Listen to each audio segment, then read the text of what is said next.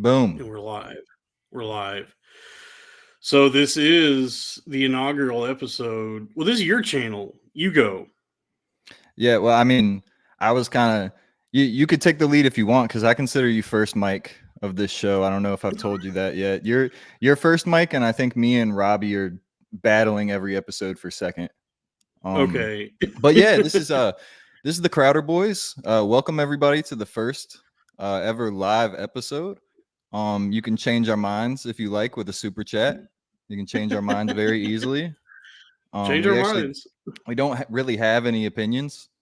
So if you give us money, we'll pretty much believe whatever you want. It's just me and Dalt right now. We heard you guys in the chat talking about how Robbie sucks and you don't want Robbie, so we're making him hang back for about half an hour before he gets in here, just to make him think about the Robbie's years on and everything. Robbie's on CPT. Crowder people time. That's right. Yeah. Yes, this is the inaugural episode of the Crowder Boys. It's supposed to be me, Crack, and Dalton, Crack, and Robbie. And Robbie's late. Robbie's running late because he's jet setting again. He's where did he say he was? He was in DC, and then he's on his way back to his apartment. I don't know. Yeah, I think because he went to DC to set himself on fire, and then he got upstaged. But It'd be the only time he's ever been on fire. Oh, whoa! Hit the soundboard.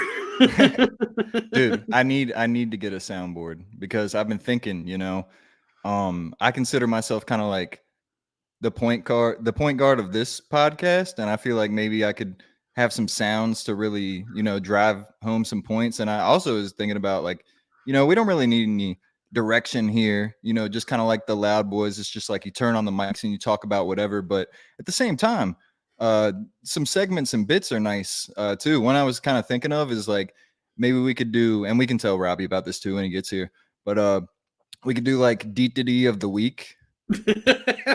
And I could have like let's bring it back. Like a little soundboard that's like, and it's like a little like stutter, like D, and then we could just say our D of the week, and it doesn't even have to be like topical. Like it can just be anybody who was ever a D, like Larry Nasser, D of the week. Mm-hmm. He was an all-time D. That was a good D.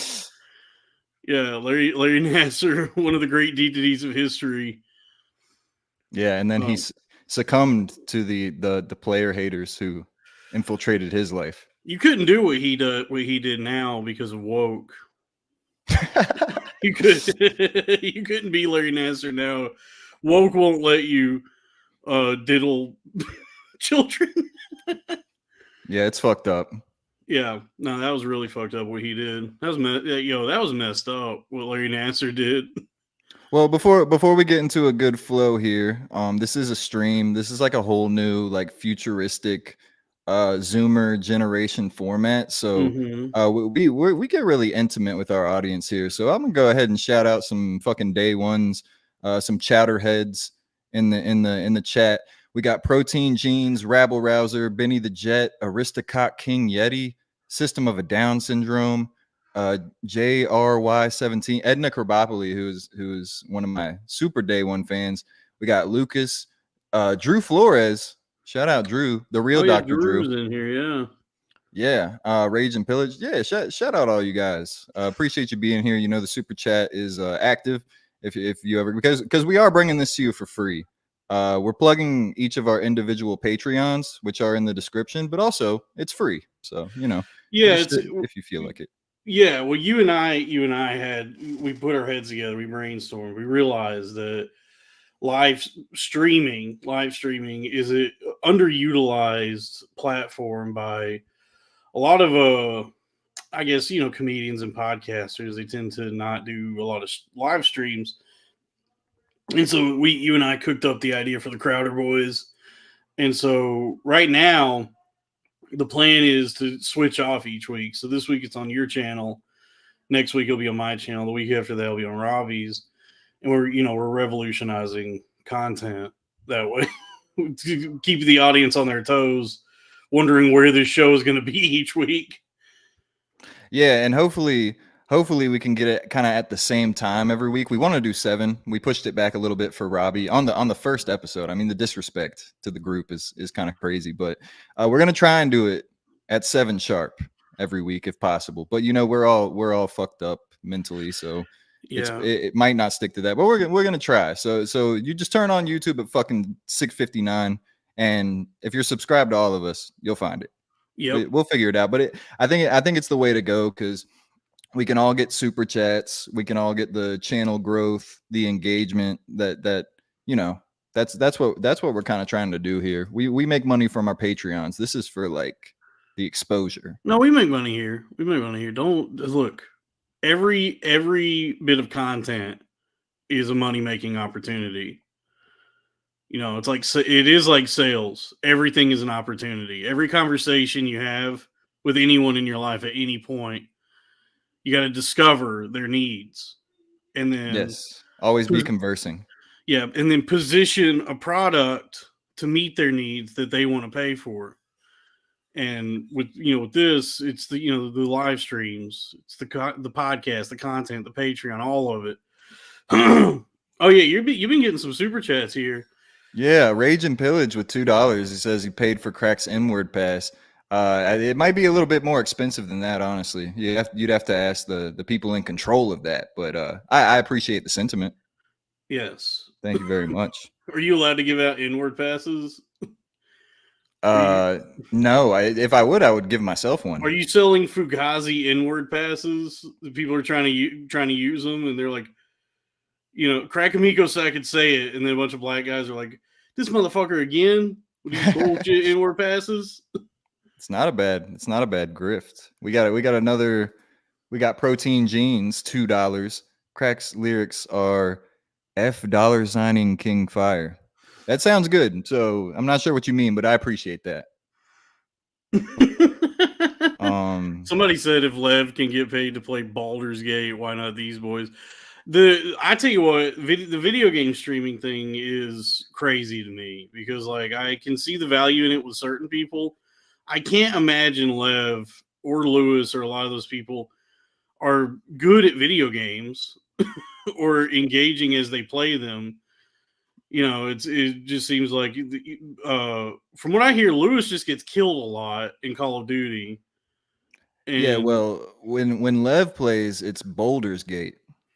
Baldur's Gate because he has big titties. Yeah. Yeah. Lewis is one.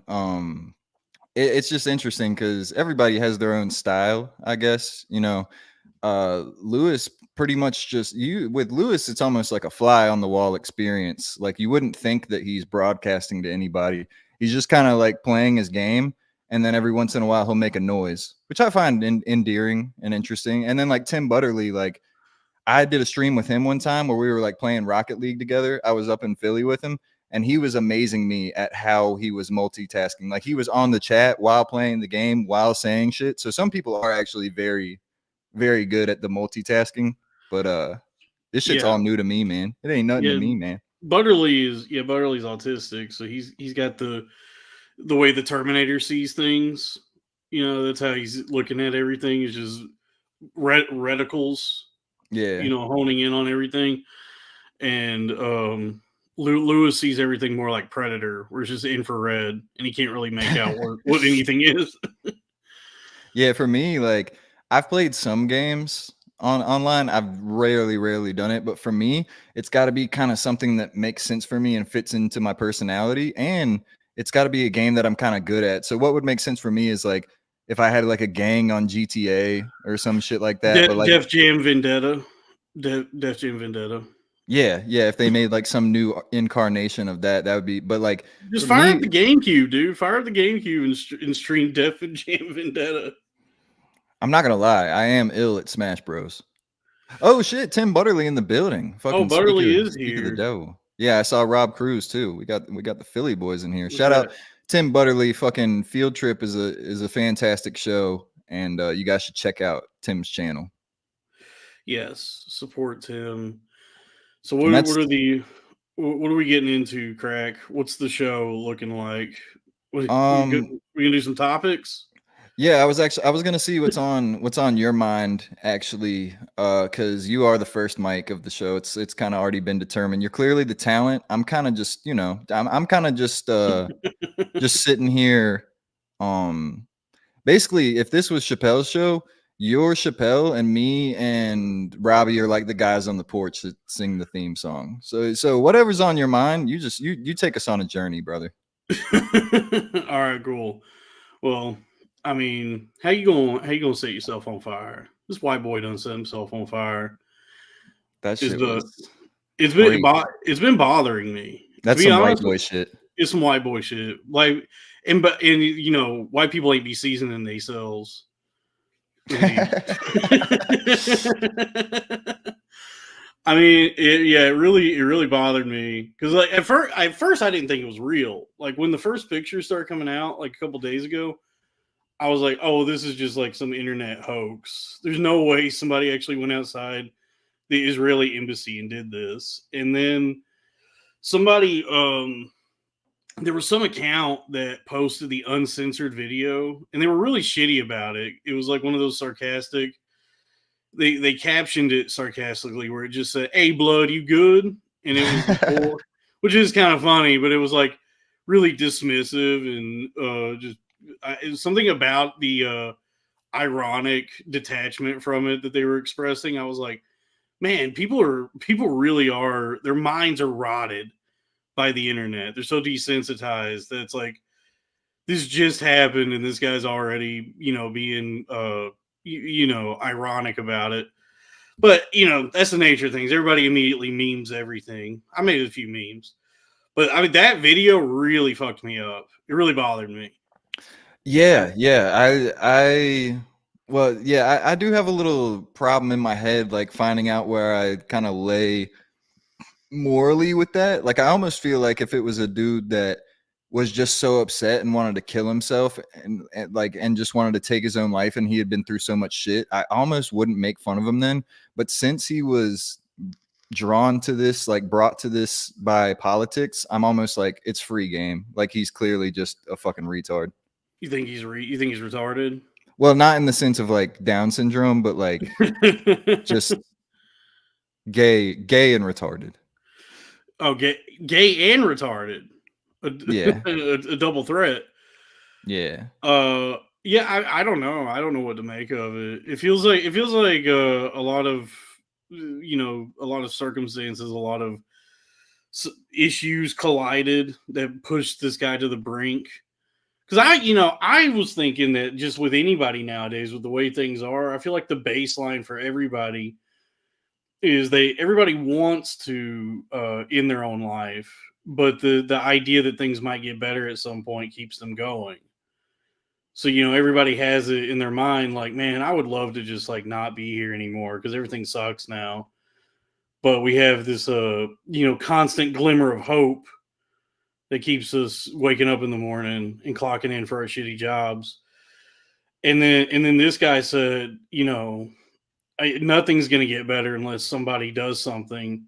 And so his version of doing something was setting himself on fire for everyone to watch, which, who knows? Like, I feel like it's not, I think like the wishful thinking of those that think it's stupid that he did that, they want to see it just kind of fade into be memory hold and maybe just be memed into oblivion.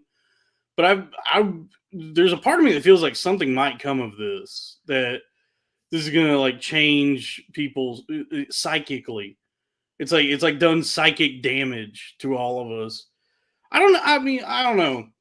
I feel like watching somebody kill themselves, no matter the method, is going to do something to the neurons in your brain. It's going to like rewire you in some way. And to see something that visceral, that gruesome, the way he did it, I don't know how anyone can watch that and it not like affect their soul somehow. I understand thinking that what he did was stupid. I can understand that point of view. But I tell you what, I watched that video and watching him scream free Palestine until he physically couldn't anymore because the fire was cooking his lungs. Really got me. It did like I've not been able to stop thinking about it. Yeah, it made me wonder if he was either on any drugs or under like going through any kind of psychosis, because if you're any fucking American, like third world people is one thing, like their resolve and the struggle that they've been through, but to be an American and to be able to sit there on fire and not run around screaming and be like, oh fuck, oh fuck, oh fuck, I shouldn't have done, like, the dude had resolve. Dude, I can't even get in the shower if it's too hot. You know what I mean? Yeah. I gotta have optimal temperatures to take a shower. I couldn't imagine how bad that hurt. And he's like the result. That's the thing. Like the big question being like, what was his mental state like? Like, was he dealing with some sort of crazy mental health episode? Or because it's like it's really tricky because like if you watch that stream and see the shit he was writing, he seems lucid. He seems like very cognizant, and there's nothing he's like saying or doing that seems like like all of his screws are loose. This seems like it's like a very deliberate decision he's making. And so I think like the thing that gets me is like I wonder if there is a possibility that he did this of sound mind, which is like doesn't make sense to anybody. Like that's good. That's like the idea of that even being a possibility is breaking people because they can't wrap their heads around like sacrificing your own life for a message. Which if you think that's stupid, I get it. Like who would do that? But if it does affect any sort of real change, then I guess it worked. He's just not going to be around to enjoy any of the benefits of what he did. Is it going to change anything though? Who knows? I mean, we don't know what changes anything these days. The way the news cycle works, and like I guarantee we forgot about this motherfucker in 3 weeks. Yeah, I mean that's true. Death of history. You ever heard about that? No. It's this idea that we just stopped having history, that everything is just kind of existing all at once now. So there's no cultural markers, there's no like defining moments necessarily. It's just everything like the last like 20 plus years all feel like they just happened yesterday, pretty much. That's why it's like you see, if you go back to like the early 2000s and the 2010s and even now, there's not like defining decades. There's not like like if you look at like the 70s, 80s, and 90s, those decades have like vibes to them. They have like clothes, fashion, music, movies, like everything that was happening in those decades defined what they were. And then after 9/11, 9/11 kind of marks where history stops. And then everything after that is just like homogenized. So there is like there's people talking about how there's just no history anymore, and there's nothing that has any sort of real permanence, that we just move from one thing to the next, and there's nothing that like ties generations together or defines any moment in time. We're just witnessing atrocity after atrocity and not paying any real mind to the trauma that it's like instilling in us. That's why there's so many horrors now. Don't they say trauma causes hypersexuality? Like trauma can cause you to like really want to suck and fuck a lot. So it stands to reason that if there's multiple generations that are being dealt like trauma, the likes of which no one has ever seen because of how the access we have to information, that means we're all, being traumatized in ways that we don't, no one's ever experienced before. And if trauma causes you to, want to have a lot of sex, there's a great proliferation of whores as a consequence. That's why there's so many OnlyFans girls. So maybe the panacea to horrors, if we were to return to tradition, is to not let women have social media, not let them watch the news. Yeah, that's where we were going the whole time with this conversation.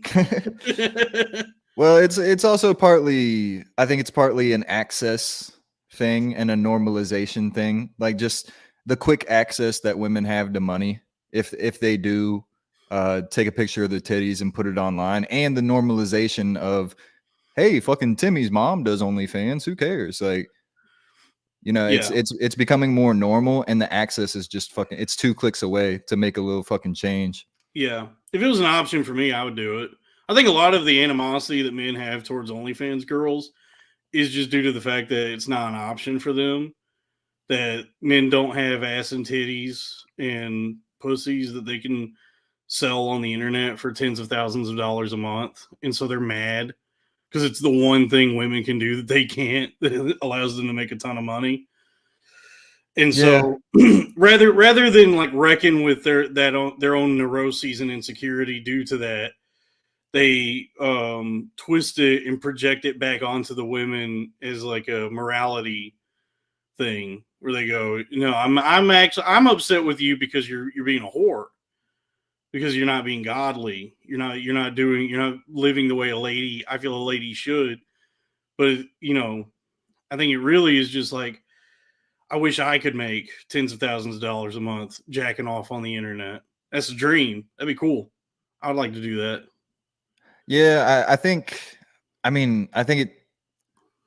there's a reasonable argument, maybe from maybe parents. I can't put myself in the shoes of parents and what that's like to have, you know, so much porn on X, formerly Twitter. But if you're a guy who fucking, you're 25 years old, you have no kids, and you wear little fucking like tiny ass medium shirts and have girls on this podcast, I mean, it's just an act, because even if you are so upset about this OnlyFans thing, you're contributing to the conversation, just opposing it. Like, you're bringing more attention and awareness to what it is, which ultimately is going to result in more people doing it and being against you. So it's the grift economy. Like, anytime I see those like podcasts where it's some guy with a round table of whores and he's just castigating them for doing OnlyFans and doing porn, they're all benefiting from it. It gives the whores exposure and it gives him exposure. So everybody is now aware of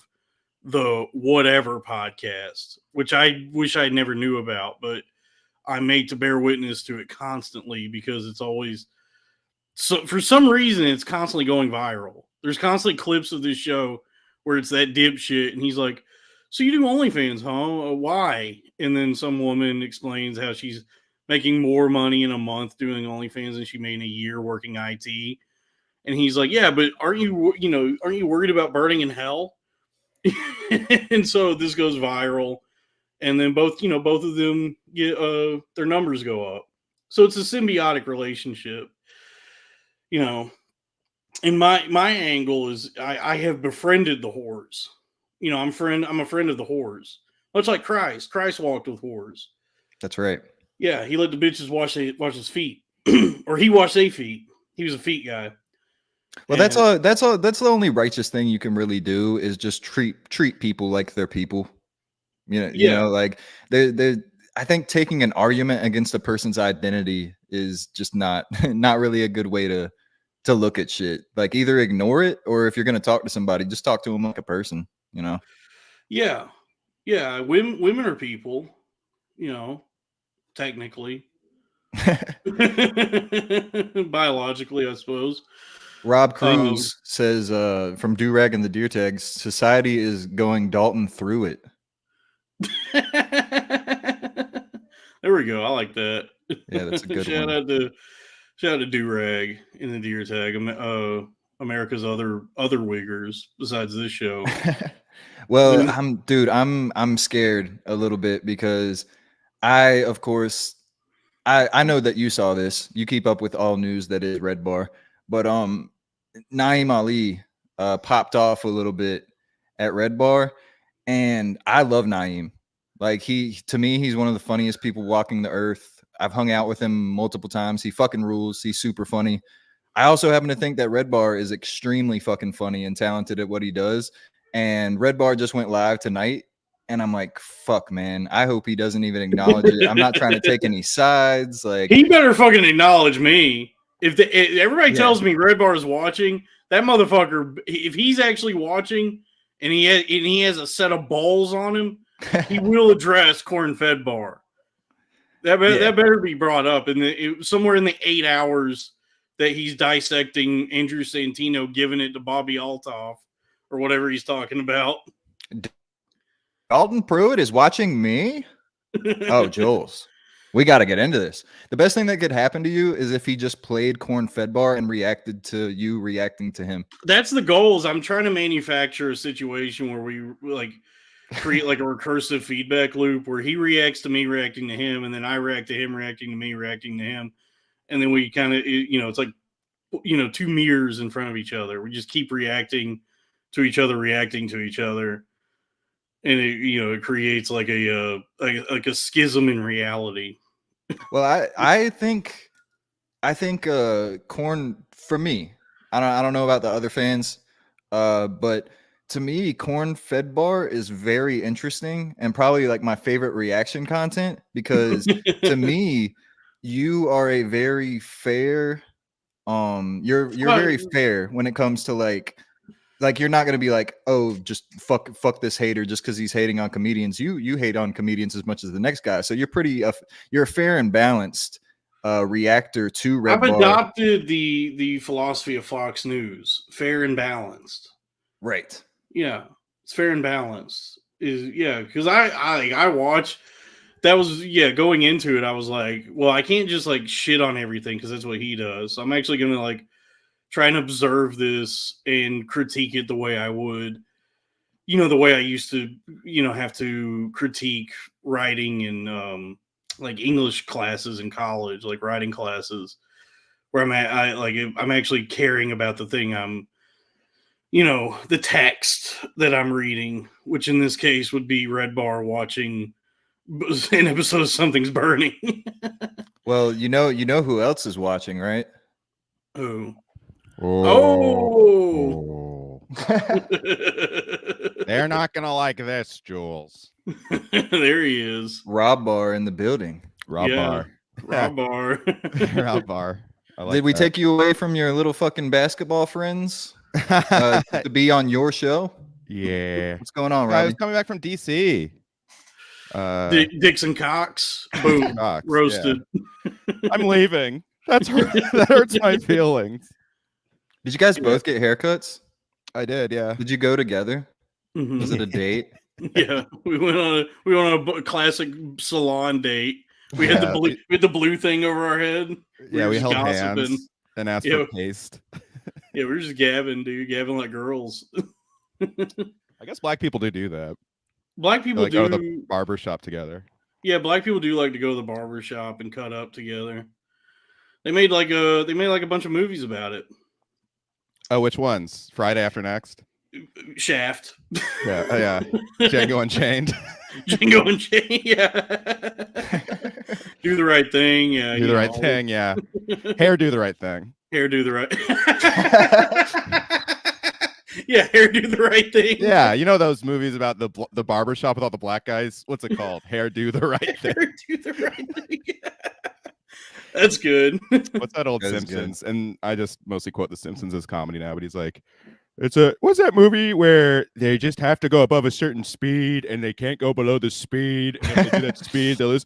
I think it was called The Bus That Couldn't Slow Down. Hell yeah, dude. Super chat from Lee Rector. Lee Rector. Yeah. See, damn near money's in her. live streaming. Yeah, Rector damn near killed her. I don't know why, but every time we mention Robbie or he comes in the room, the money starts fucking flowing.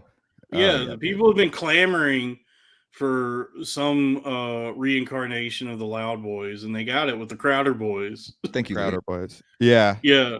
This is like Blues Brothers 2000. This is the Blues Brothers 2000 of podcasting. I'm Jim Belushi. Yeah, I mean, I think I'm very I elicit strong reactions in both directions, so that might be it. Yeah, you're divisive. I guess both of us are divisive, like in different ways. Like people love you and hate you, and people just think I died. I think people also love and hate you. Do you guys talk about the Jake Flores thing already? No. What did he do again? Did he do No, something again? to you, Dalton. I was very amused by you guys back and forth. Yes, Oh, yeah, him just being unbridledly gay again about me. Yeah. Yeah, well, yeah. So I think I talked about this in another podcast I did, but I'll talk about it again because he posted some long-winded thing that I can't even remember what point he was trying to make, because you know how extemporaneous he is in his posts. Mhm. And another super chat from Mavsami41. Keep up the good work, Crowder Boys, from an annoying laugh. Oh, annoying laugh guy. Okay. Oh, nice. What's up, man? We need The only to guy get who's his more hated than me. Yeah. We need to get his laugh on like a soundboard so I can play it every time he donates. Yeah, people are wondering why I look so fat. Is it the camera I'm using? No, I got fat. I got really fat. I gained a lot of weight because after you go through months and months of being out of your fucking mind, you kind of shut down after that. So I'm getting back into standing up and walking. I just got it back into standing, and I'm working my way back to walking. That's cool, man. Yeah, and then pretty soon I'll be jogging, and before you know it, pumping iron. Yeah, you'll be back. Eating big plates of raw meat, taking supplements, doing all of it. Kettlebells. The 9 ancestral tenets of the Liver King. But yeah, so Jake, JG, real quick with the super chat. Robbie with hard eyes. See, the people love What's up, Robbie. JG? We're changing the narrative here on the Crowder Boys. Mm-hmm. The thing is, like, I think the people that hate, I mean, I guess we're those guys too, kind of, but they're just more vocal. A lot of people just like silently enjoy things, you know. Mm-hmm. I silently enjoy jacking off. I've never made any noise jacking off. Sometimes I go, Yeah. You ever even having sex, it feels like it's an affectation where it's like, I'm told I'm supposed to make noise. One time I did a Brian Callen impression during sex, and she really You raped her? You raped a woman? I did it in Brian Callen impression during sex. Yeah. I forced myself onto a woman sexually. Your Honor, it was a bit. Your Honor, it was an impression. Your Honor, I will defend myself. I don't need a lawyer because it was a bit. Case closed. Objection. Yeah. So I think part of the thing too is just to close out on like the fans being vicious to Robbie thing. I think once you kind of let them know that you're even the slightest bit sensitive to that sort of thing, they smell blood in the water and they just make it a bit for life. But the thing now is you can tell he's got a new haircut. He's got a couple more years of experience. He doesn't give a fuck what you guys think. Somebody I've also been through the ringer. I think I used to take it. It was just like Johnny Knoxville. Great. Yeah, I'm retarded. You're retarded. I mean, I just got so much of it that it's like, I mean, Lewis told me this would happen. He was like, you'll get desensitized to it. And it's kind of true. Though once in a while, one will still get me, I will say. Like, yeah. Like once in a while, I read one and be like, fuck. Yeah. We had a pretty ouchie. We had a pretty successful bidding war about whether or not you'd be part of this show. And we just got a bunch of money, and no matter what, we were going to have you on anyway. That's funny. I like that. Hey, that's a good grift. Yeah, people would be like $5 for Robbie on the show, and then somebody would say $4 against Robbie, so it'd be like at $1. Yeah, yeah. I think I made like $40 on how much people hate you. Yeah, I saw that bit, and I was amused, and I was also like, I can't believe people feel this strongly about me at all. Like that they're willing to give up money for any reason about it. Was so funny, dude, because it was like, of course he's gonna be part of it if he wants to. I know. But you're like, so once you get some money out of it. I love the idea of some like fat gas digital guy be like, I'm giving him $5 now so Robbie can't be on the friggin' show. Yeah. Thank you guys for the super chats. We're probably gonna, if you hit us with them, we'll thank you later because we're gonna let Dalton talk about the gay Jake Flores from the gay. Oh yeah. Flores. Sorry, we got off topic. So this, also, I hope the Mavs lose. Whoever was talking about that in the chat. So to give you some backstory on this, I'm friends with the trans porn star Jamie Castles, who's been on Cornfed. Everybody go to youtube.com/@cornfed with Dalton Pruitt. Check out our episode of Jamie Castles. And I was playing around on Twitter Spaces one night, and I was talking to her. And I don't know what it is about trans people, but they attract each other. If there's a trans person, they become like a lighthouse for all the other trans people in the waters, in the ocean, looking for girl penis. Trans girls are very attractive. Yeah, and so I was talking to her, and then like all these other like trans sex workers and porn stars started coming in, and one of them that I let in and I was talking to told us that she lives in LA and she's really good friends with Jake Flores. Wow. And so she started telling us like all the stuff that he has told her about like Lewis and Gas Digital Skanks. Oh wow. How a bunch of people on the internet tried to blackmail him or do like the revenge porn thing. And I go, hold on. You've heard his side of the story, which based on what I know about him might be unreliable. He might be a bit of an unreliable narrator. Mm-hmm. And so I'd like to offer you a counter to that. And then you can rush them on these together and do what you will with them, form your own opinion. And so I just told her like the side of things where it's like, yeah, he just, started shit for no reason with everybody that ever tried to be friends with him. And now he's a man, a man on an island alone. And she assured me he's not alone, that he's friends with the sexiest women in Los Angeles, and that she gets to fuck his girlfriend constantly, that he's a willing cuck to this trans lady who fucks his girlfriend. He must have some public humiliation fetish, right? I think so. That explains so much about him. Like he just constantly is just baiting people to get owned. Yeah, I think he's into whatever this weird whatever he does. Yeah. It was funny. He was like, there was a saga where he kept trying to move into my apartment. I'm like, that's such a funny framing of you just asking him if he had a room open. Yeah, that was like such a bitch move on his part. It's like bitch brain, because it's like, Scott on our podcast said that he was like, that's what girls do. Where it's like, if you ask out a girl one time, she's like, oh, he's obsessed with me. Oh yeah, they do that. Yeah. Matt Maron just got hit with that. He's on the other end of that recently. Yeah. And so, yeah, the way because like that trans lady called me out and she fudged like what actually happened and said that I went into her space and was saying all this shit. And she said that I said that he should go crawling on his hands and knees back to Nick Mullen and beg him for forgiveness. I was like, I never fucking said, I don't talk like that. You never said that, so they're just lying.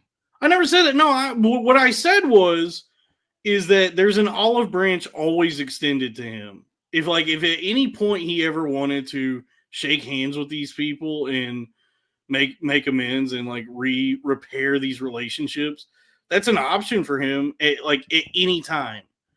Like it's been made like very obvious, like blatantly clear that all these people he's angry with, it's very one-sided. That they just look at him with almost like pity. Like, well, if he ever comes around, yeah, like we're doing well enough in our lives that we really don't give a shit about how angry he is at us because it doesn't affect us.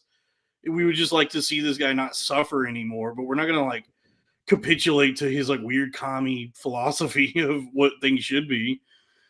Yeah, it's crazy to like burn a bridge with Ian, who's like one of the nicest guys who gets along with almost everybody. Yeah, I mean, he burned a bridge with everybody, and but like you and I have talked about that like right place, right time situation.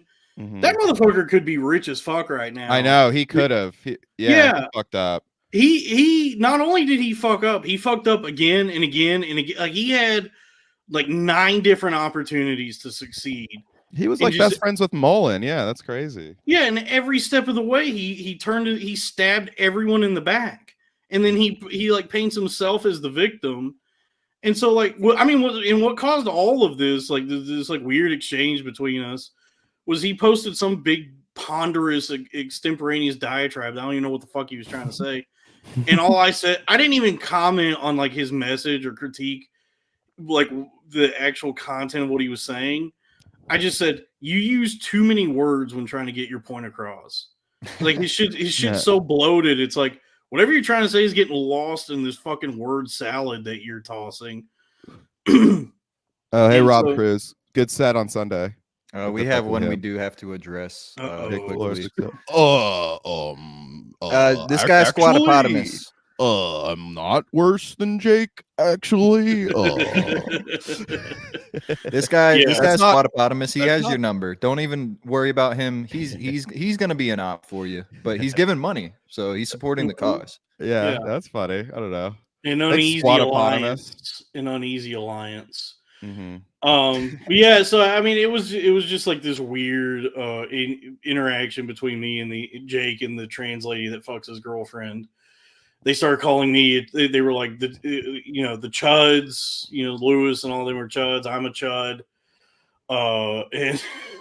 And I What does that defended mean exactly? By the way, cannibalistic humanoid underground dweller. It's from. I've It's never is it a known what reference it to that means. movie? It's an 80s. I don't know what they mean by it. Oh, They God. constantly use that word. And I'm like, from the movie, from like the shit, like the campy 80s movie.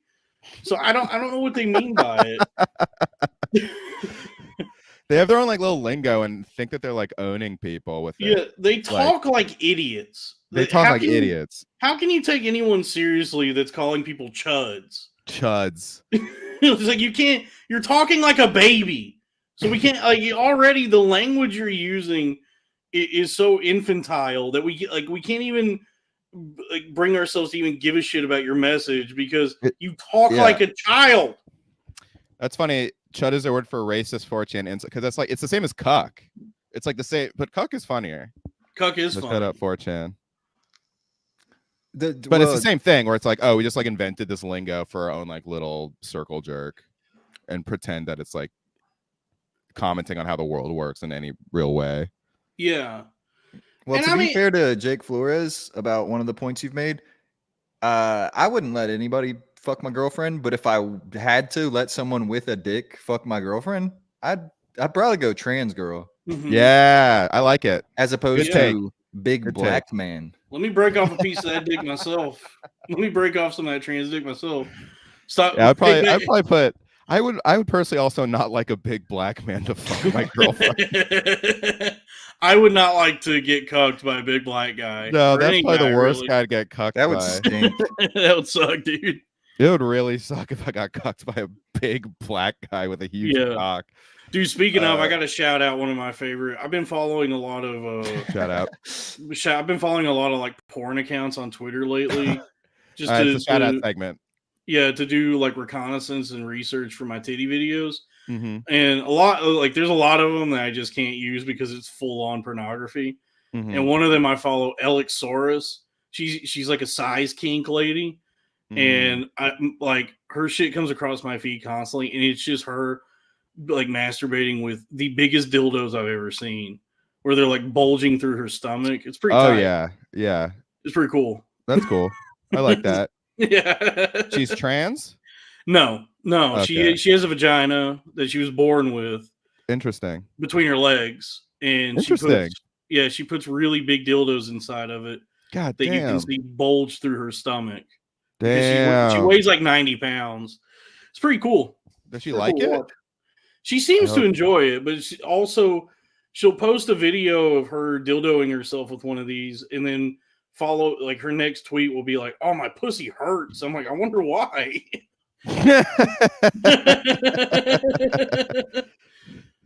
Ow! What did I do? Was it what did I do to my pussy? Or why was my it pussy the so monstrous dildo that you can see in my stomach? Yeah, a dildo bigger than any penis you'll encounter on a human, including black guys. These are, including black guys. Yeah, these are really big dildos.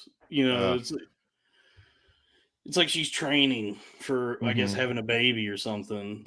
That's terrible training for having a child. I don't think that's recommended. I don't think your gyno would recommend. Oh, you want to know how to spell it? Natalie Mars. Shout out, Natalie Mars. The longest dildo. She can definitely put in big stuff in her butt. Somebody wants to know how to spell it. Pussy. It's ELLEXXAURUS, I think. Elixsaurus. She's some British lady, 90 pounds soaking wet, tight pussy, except when there's Wait, she's British and 90 pounds. So how many dollars is that? Like 104? I don't know the exchange rate. I don't know the pussy exchange rate. Hell yeah.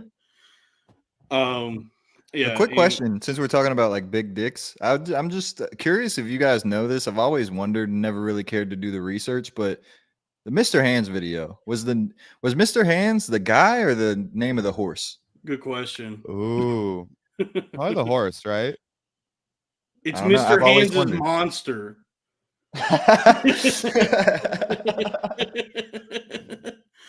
Yeah, I don't know. Common misconception. Yeah, I don't know if Mr. Hands was the man or the horse. What came first? Yeah, I don't know. I'm stumped on that one. Who came first? I think that's what they call it when. Who came first? Who came fast? That's what they call it when you get fucked by a horse. Is you're getting stumped. Really? I don't know. Oh, you can see that Bosch guy was like really into horse porn. Yeah, it was like lolicon horse porn. So it was like that was pretty cool. That was an awesome saga. That was a very fun. I think it's still ongoing. It's still ongoing because he released like an hour and a half like response video. Dude, these streamers have no idea how to handle anything when their like personal lives are made public in any way. Wait, did you say Saga? Saga Genesis. Brendan Sagalow. Brendan Saga Genesis, yeah. Yeah, I was hanging out with Brendan Sagalow the other day. Yeah. It was a whole saga. But yeah, it's really cool. He got like exposed. He's one of those guys who's just like really into like hentai. Like he's like a porn guy. He got kind of exposed because he had like a Twitter where he just like. I guess you're not that far from this either, Dalton. But he had a Twitter where he just would like post porn and like hentai stuff. And they found like a bunch of like lolly and stuff on that. Mm-hmm. I love the book Lolita has been appropriated for just child pornography. I know it's not. Lolita isn't celebrating fucking a kid, but no, Lolita is a, like kind of it's like a fucked up story. Like, hey, it's a harsh indictment of that guy. It's like it's like this is a bad thing to do. Is to fall in love with a 12-year-old. That guy's a psychopath. Yeah, I've never read it, but I've read the Wikipedia. I've seen the movie. I don't even know. I just know Lolita has something to do with Jeffrey Epstein. I don't know. I know Lita from WWF. It's like that.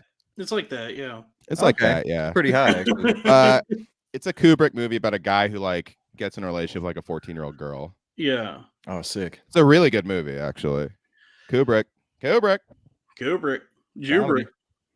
Speaking of Jubrick, every now and then these like right-wing accounts come up with something that really makes me like laugh. Did you guys see Goy Block? I saw it, but I didn't like really see what it was. By the way, I just came up with a better version of it. Jubrick. There you go, Stanley Jubrick. So, yeah, but for that big Delta airline cookie, did you see that where somebody posted that they got this big cookie that had the Delta logo, and then somebody said, "You will eat your Goy Block and you will like it." That's funny. Like, what does that have to do with being like Jewish or not? It did. I don't know where it came from. I don't know why they are associating that with like the Zog machine, but it's really funny. Wait, what is it? What is the Jubrick? Jubrick.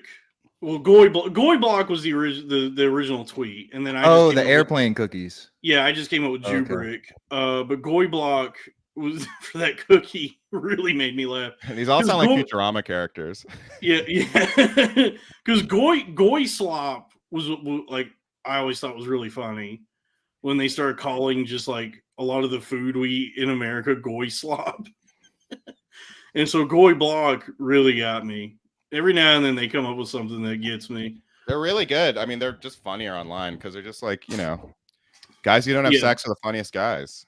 And they're really good at it. It's true.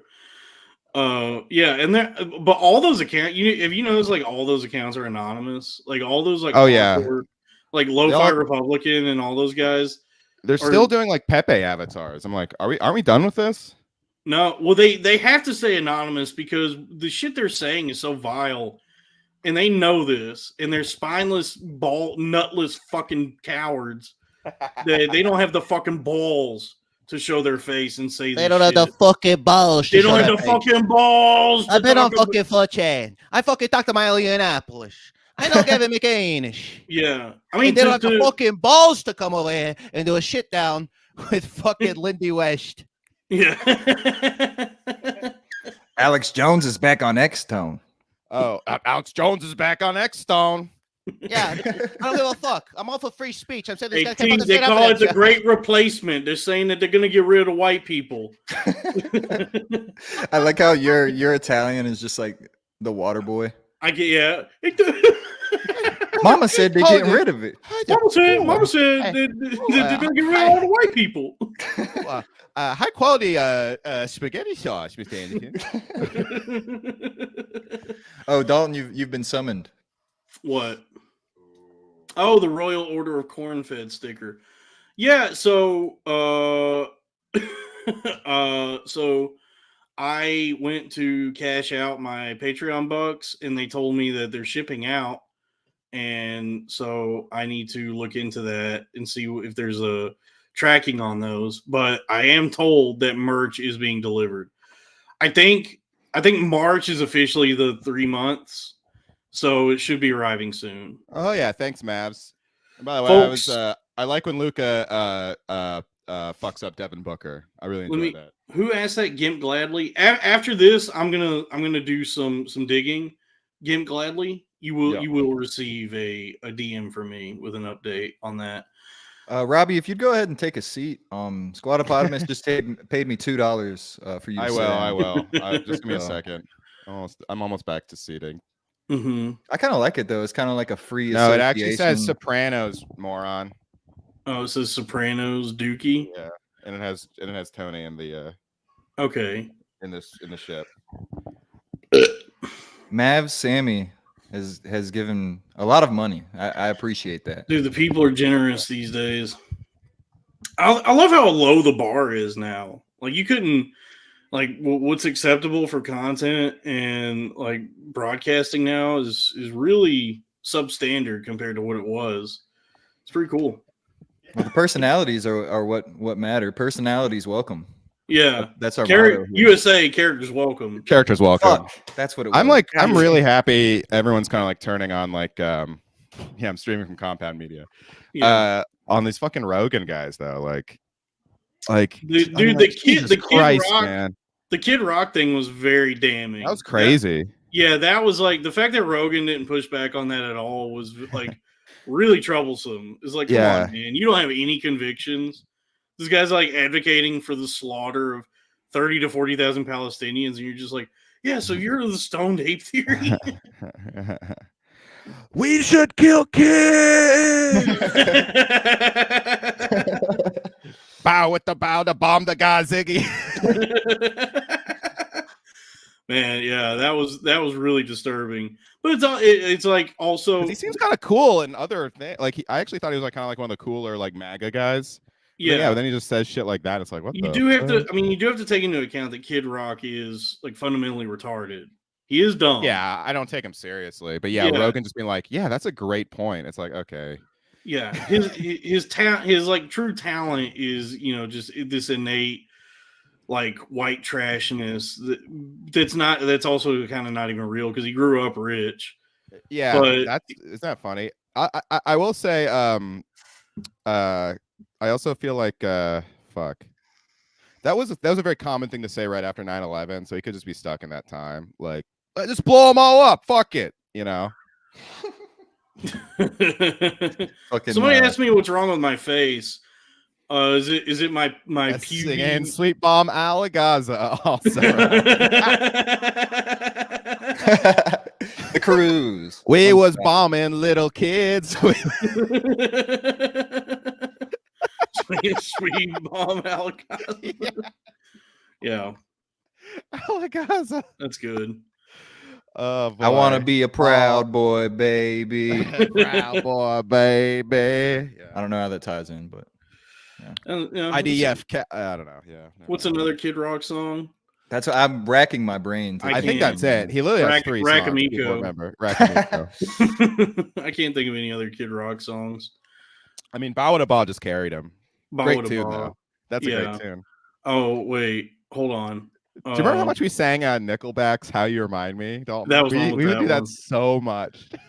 That's one of their few really good songs. It's a good ass song.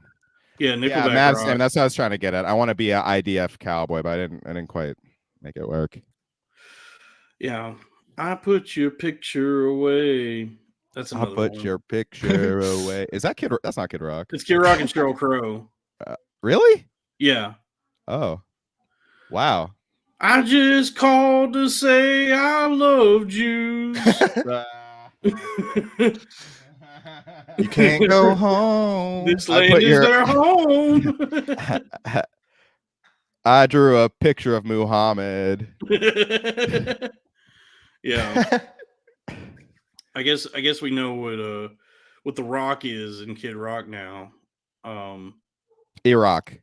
Iraq, yep. Kid Iraq. Kid Rock, yeah. Sure. I put your picture away. That's a good song. Sit down and hate the Jays. Squatopotamus said that. I'm reading the chat. Mm-hmm.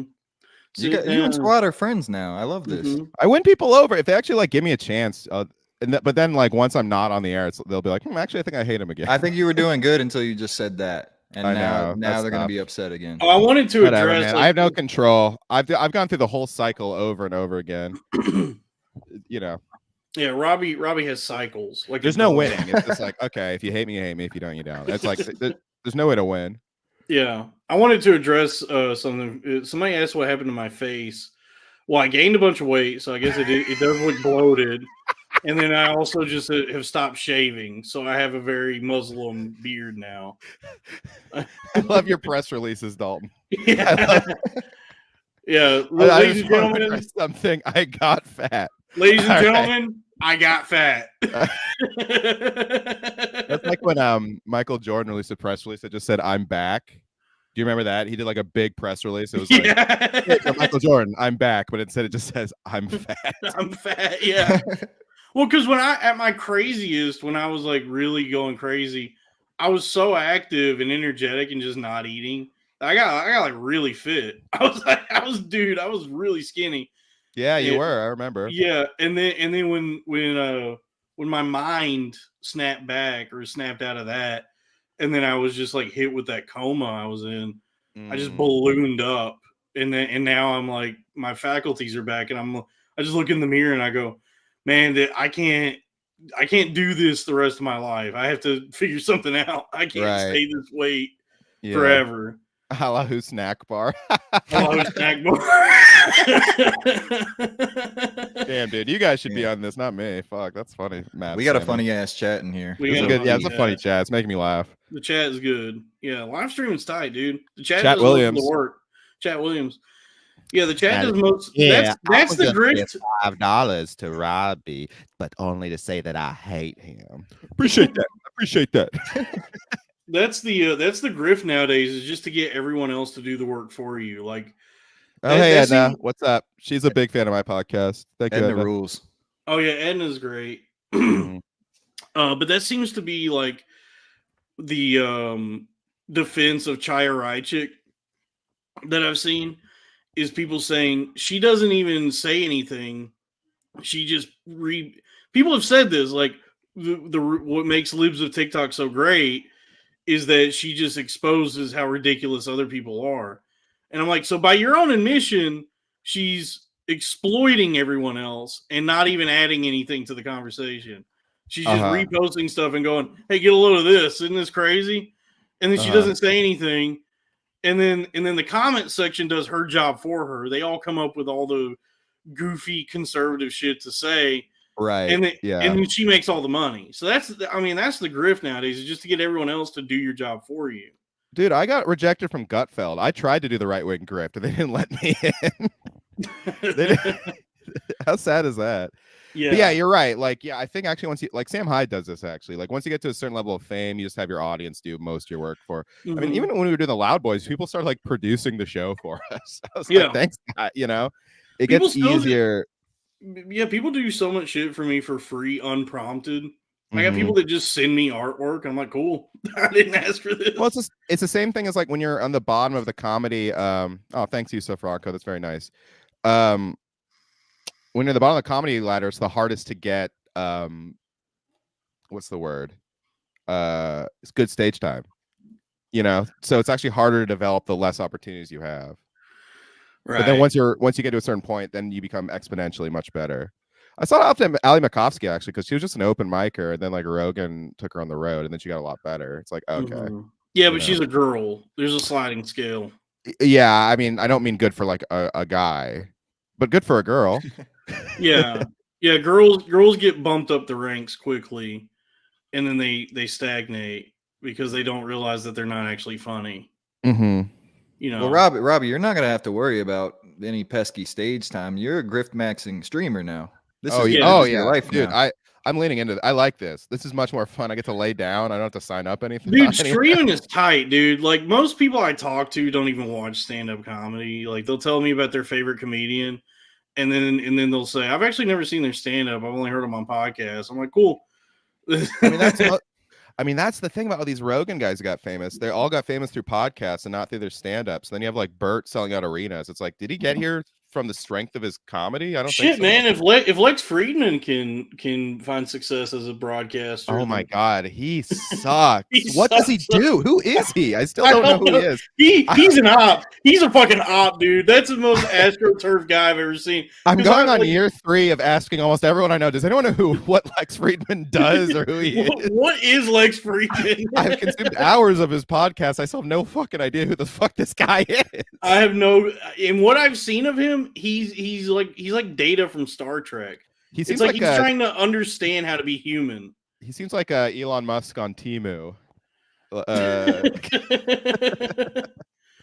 Yeah, it seems like a robot that somebody built. That's like Sam trying Hyde to call him a fag. That's really funny. Yeah, Sam Hyde did that. Yeah. When I did open mics, Sam got banned. I told the story on my show, but I'll tell it here briefly. He got banned from the mic by this guy named Tom Dunlap. But then Tom moved to New York to try to make it, and the guy who took over the mic liked Sam, so Sam came back, and the mic was all full of Tom Dunlap's friends. Like at the time, Boston, the comics were all just like drinking buddies, basically. Sam goes up there and he's like, "Hey everybody, I just want to say it's really nice to be back. I just want to say I want to shout out Tom Dunlap. Tom Dunlap, you're really awesome. Let's get a hand for Tom, everybody. Everyone give him a hand." And he goes, "And Tom, I just want to know if you're watching this, you're a big fag, and I hate you." Nice. And the audience is like, boo, because they were all friends with him. Sam's open mic shit was so funny. Sam is such a troll. What a troll. His our mutual friend online boy used to roll with him to mics and film him and stuff. Nice. Someone asks Crack to speak. I feel bad because Crack hasn't said anything in a while. No, this is literally my dream right now, is just to host a conversation between two people that are entertaining, and I can sit here. Crack is the moderator. That's a real. That's Lewis calls himself the point guard of podcasting, but that's actually what a point guard actually does. Yeah, I'm the sixth man of podcasting. Call me off the bench when you need me. Nice, Mike, dude. You're Mike Harrington. All the stars are here. All the stars are here. Mike Harrington. Who's next? Natalie DeChico. Who? It's Natalie from Gas Station. She's cute. Oh, okay. Natalie Clapchico. I wish.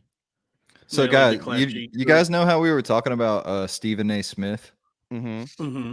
Mm-hmm.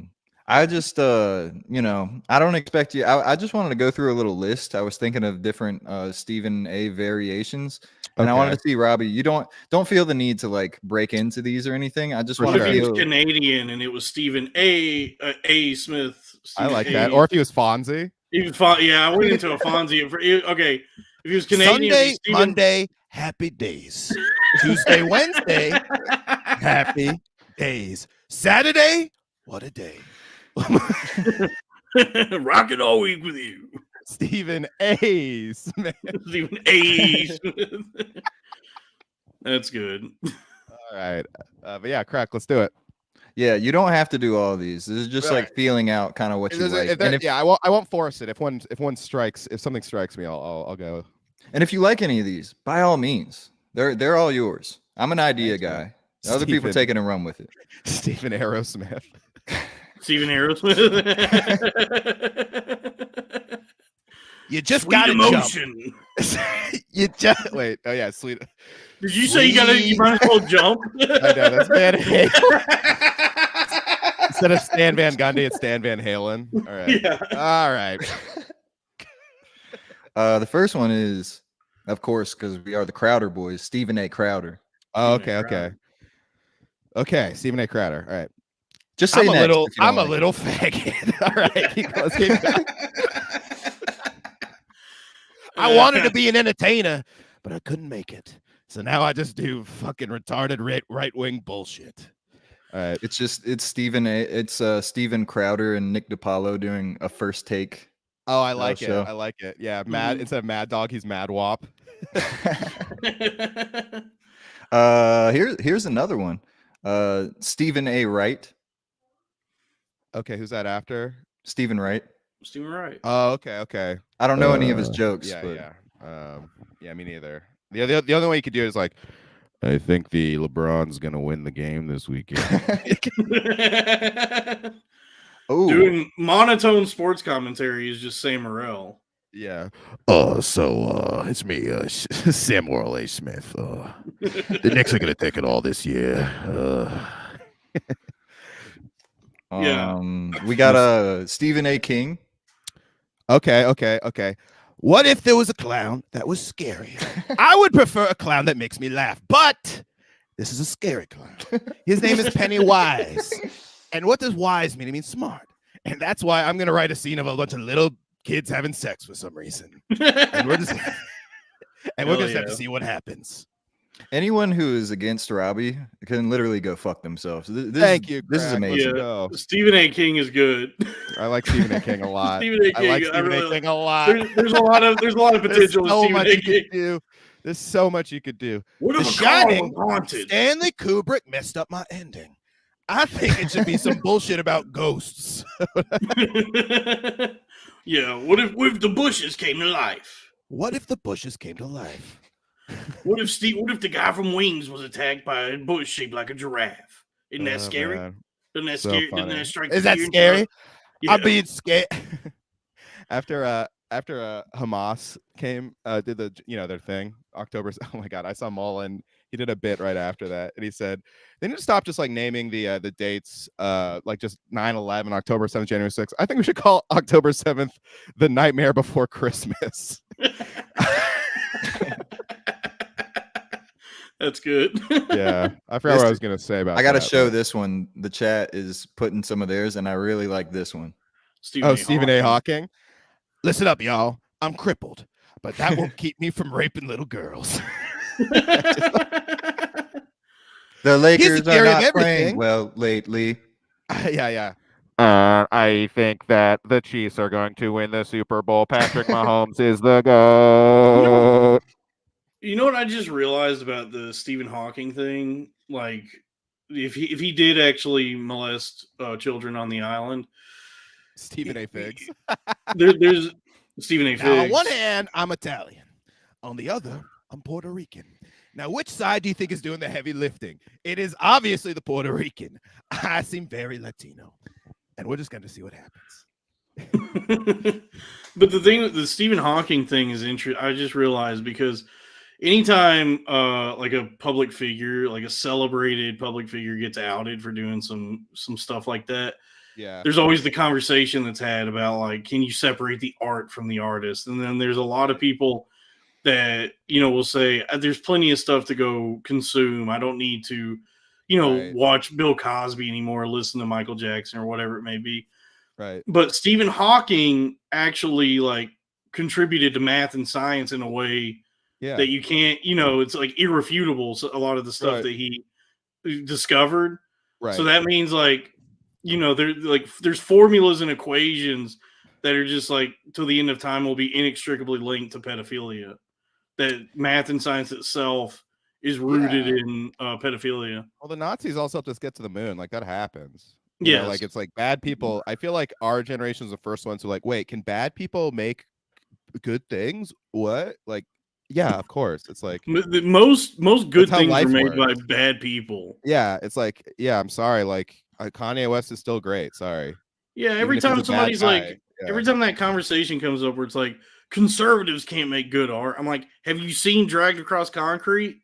I know. Brawl in Cell Block 99. Get the fuck out of here, dude. Apocalypto. Those movies are fucking fire. Movies are awesome. Oh, where'd he go? Where's S. Craig Zoller? I need him.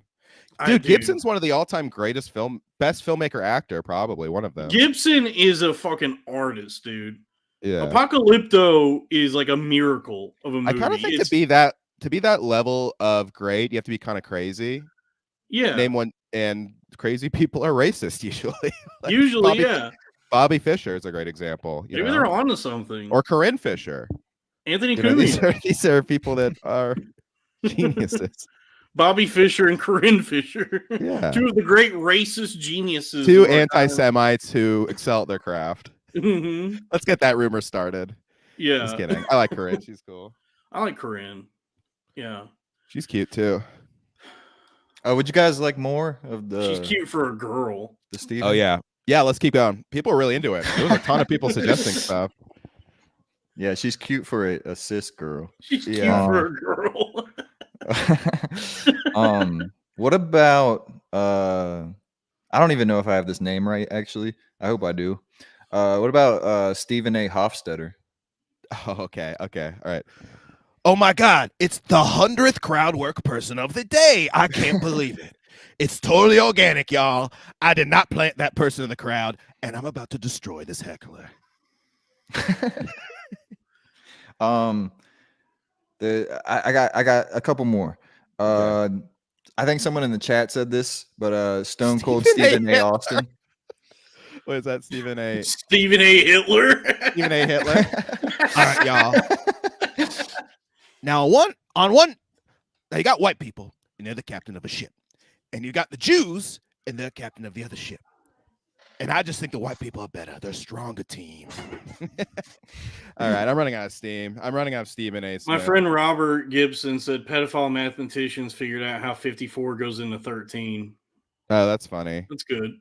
I get it. Yeah. It's smart. That's a smart joke. That's so weird. When you said that, Anthony Cumia just blinked on Robbie's background. Speaking of pedophiles, I did one of my favorite things to do today. Nice, good job.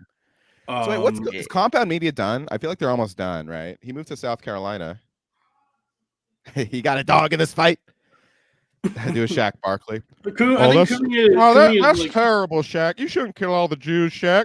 I'm just saying. Kumi almost died. Really but what I was, I think Kumi is like dying or something, and now he's like making amends with Opie in his last days on Earth.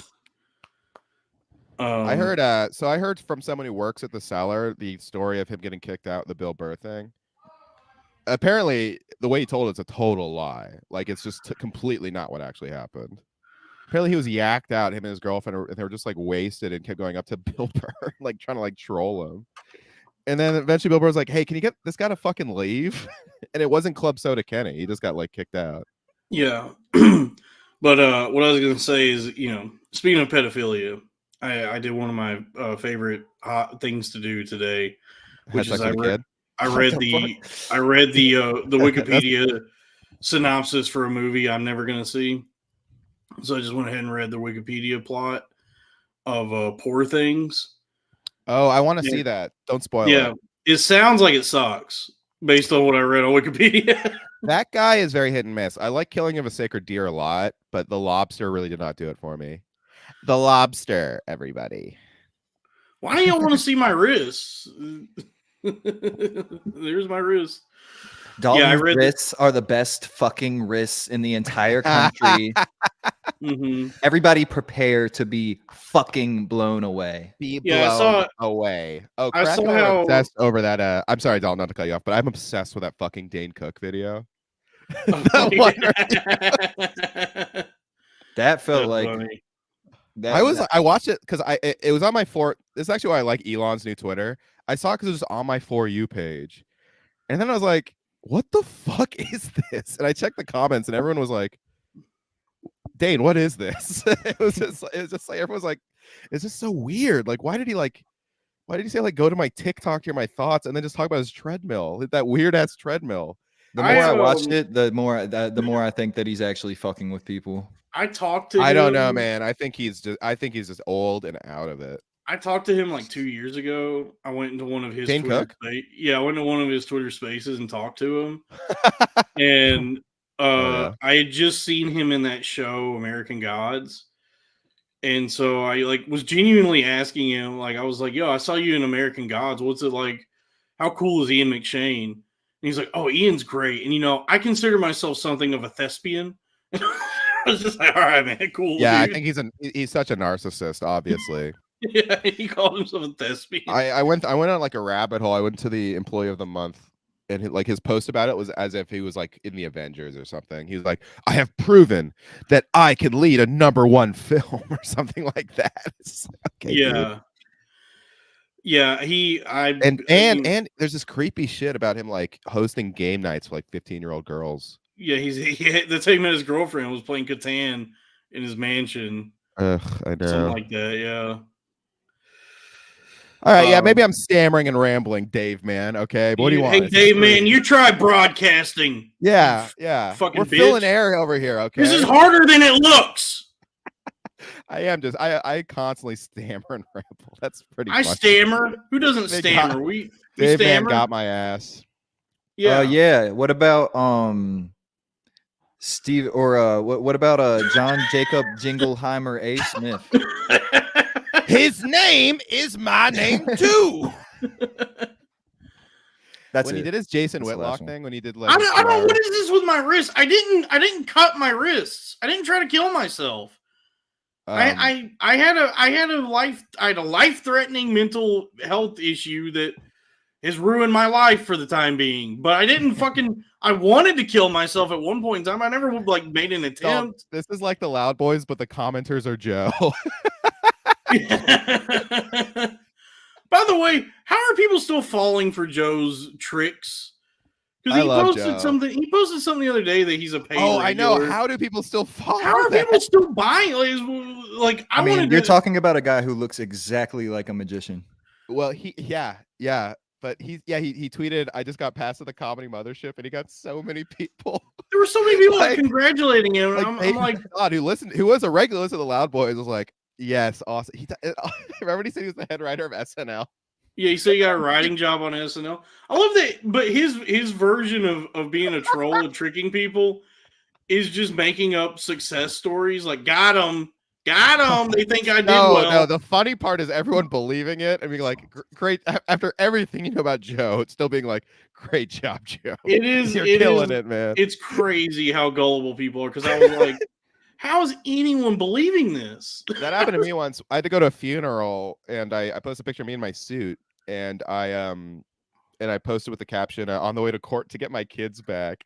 And so many of my fans they're all so nice. They're like, hey, attaboy, man, you'll get it. They were like, so they all thought I had a kid.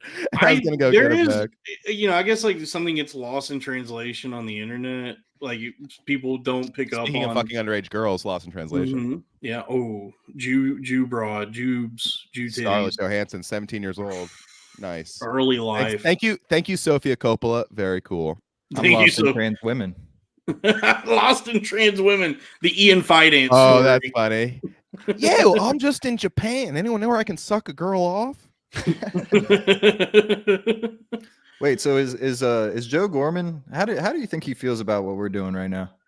I don't think he cares. I think he's doing going on. I think he's doing blow and ripping bongs.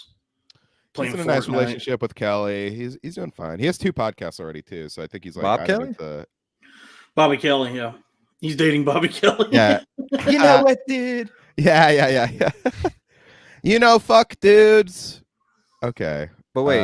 So is Joe officially an op? We're against him? He's an op. No, I'm friends with him. Dalton doesn't. No, he's an op, dude. We're gonna spin his fucking block, dude.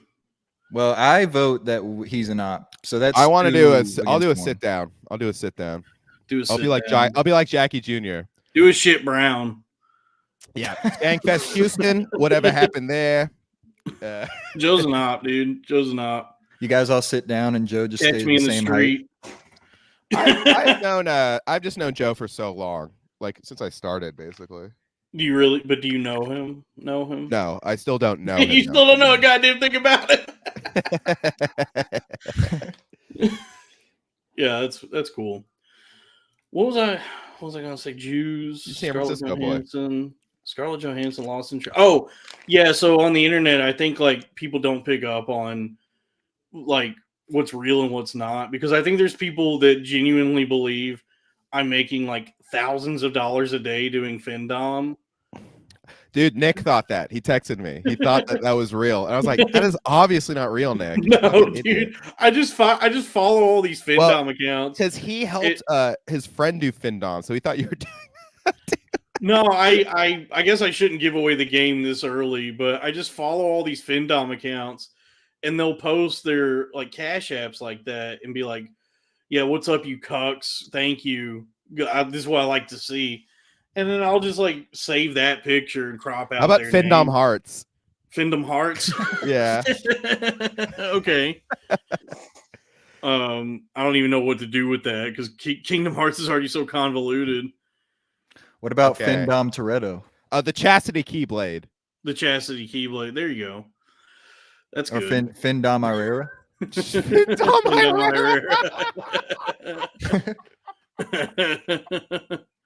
Baby money, yeah. Baby money, you slave piggies. I love it. Norm used to do the funniest bit that I've kind of copied, but he used to always say, he'd have people on his podcast who'd like name drop big celebrities. Like, you know, he'd have like Jim Carrey and be like, and yeah, then me and Anthony Hopkins. And then Norm would be like, you know, that guy, fuck, I can't even get dinner with Dom Irera going. Yeah. No, hey, that's terrible, Lonesome Nana. That's terrible. You're terrible. Yeah, I just follow all these FinDom accounts, and I'll just like take their pictures of their cash apps and crop out their name, and then just repost it and be like, "Yo, it's a good day for FinDom." Okay, what about Steven Crowder, Jay Gomez, A. Smith? All right, Yusuf. Jesus Christ. You can't be more schizophrenic than me. That's not. Shout out to Travel Buds. Hey, what's up, Travel Buds? Travel Fellow Buds. San Francisco Inns. I know them. Yeah. They've been to my show. Mav Sami just super chat another $10. Said, "You getting rich now, Dalton? Now get that money. None of this goes to me. This is Crack's channel." Yeah, actually, it's gonna be on Dalton's. We'll do it on Dalton's next week. Oh, yeah. Do not call me Great Value Mersh. Yeah, that is one of the worst insults I've ever heard. That's hurtful. That's if you want, but if you do want to support me, go to patreon.com/cornfed with Dalton Pruitt.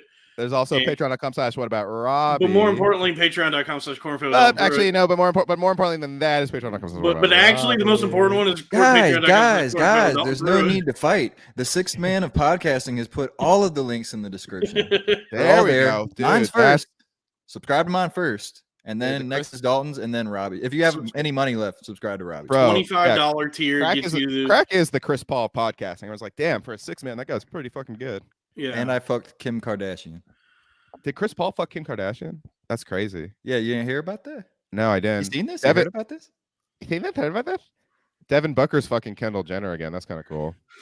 Love you, Mavs. You're killing the game, but save some of that money for Dalton. We all need it, but we all would like. I will say it's crazy how much money people are giving. Yeah, kind of. That's what I'm saying, dude. More comics should utilize live streaming, because the thing is, people look. Here's the thing: we live in a time in which people are so bereft of human connection. Everybody's lonely, and so they want to give you money to like build those bonds that they're lacking in their own personal life. So we're exploiting the desperation and loneliness of the public to further our own like financial interests and careers. It's a great idea to say this on the first episode and just get it out there. So if anybody complains, we can go back to this. Yeah, well, look, I've said this before, that my grift is to trick people into giving me their money by telling them the truth. Dude, just call me Peter Grifton, dude. I'm in. Call me Peter Grifton. Hell yeah. Damn, dude. You watch that TED show? I haven't seen it yet. No. The kid looks so fucking annoying. I can't turn it on yet. He's fine. His face is annoying. But Peter the Bear is so freaking funny. Peter the Bear. Peter the Bear is so funny. He's a bear, but he says bad things. It's really good, actually. It's like really good writing. I heard it's like it was really expensive to make, to animate that bear. No, it looks better than like Marvel shit. It's so funny, dude. It's like so Steph funny. puts so much work and care. I'm actually like kind of the Naked Gun reboot thing. I'm like, this could be good because Akiva from The Lonely Island is directing it and Seth MacFarlane's producing it. I'm like, but you know, modern movie audiences are so anti-sex in movies. The modern movie audience is so anti-sex in movies. They're gonna have to call it the clothed gun. Hell yeah. The clothed gun. You're saying they want naked gun control? They want naked gun control. Yeah. The clothed gun. The clothed gun. That's good. Thank you. It's just funny to no sell. Speaking of people donating and stuff, I'm thinking as we continue this, we'll think of things that people can donate, like certain prices, in order to get us to do stuff. Not anything crazy. We don't need money that bad, but like, for example, like some people, like probably like 5% of people in the chat don't like it when Robbie talks. So like if those people donate $5, maybe that's like 60 seconds. Robbie, yeah, I'll go take a piss break if you donate. Robbie, what if you painted your face like a mime and just didn't say anything? They will soon be calling me Mr. Mime. Another one, yeah. Or I'll also take impression requests for like $5 maybe. Speaking of, I want to make something. Do that on your channel so you make that money. Speaking of Trump, I want to make something clear. Clothed gun. Thank you, God's node. Clothed gun. Speaking of Trump, I want to make something clear. The Shane get Robbie to leave the stream. the Shane Gillis fan base might be the gayest fan base I've ever seen. You guys gotta fucking chill the fuck out, dude. Stink, dude. They fucking suck. You guys gotta dial it down, dude. They're Swifties. They're Swifties for guys. Dude, it's the same thing. It's so embarrassing. Shane is my best friend, and everyone who does not like him must pay. You know, it's like, I posted a few Shane things because that Lewis clip I think is funny, and then I have that picture, which is nice. But it's like, dude, it's weird how much engagement I got off. It's like, dude, these guys are like in a cult. Dude, I figured that out quickly, that if you even put Shane's name in a fucking post, it's crazy, exploding. It's crazy. It's like, well, I didn't even know that. I was just kind of like posting. Well, because I posted it because here's why. Because I went hard for Shane when he got canceled, and I'm like, okay, this is me. I don't think Shane likes me that much, so this is the only reward I'm gonna sow from this, or the only payoff for. Well, the tough thing about Shane, which I think is different than Taylor Swift. Some people, I mean, it's subjective, right?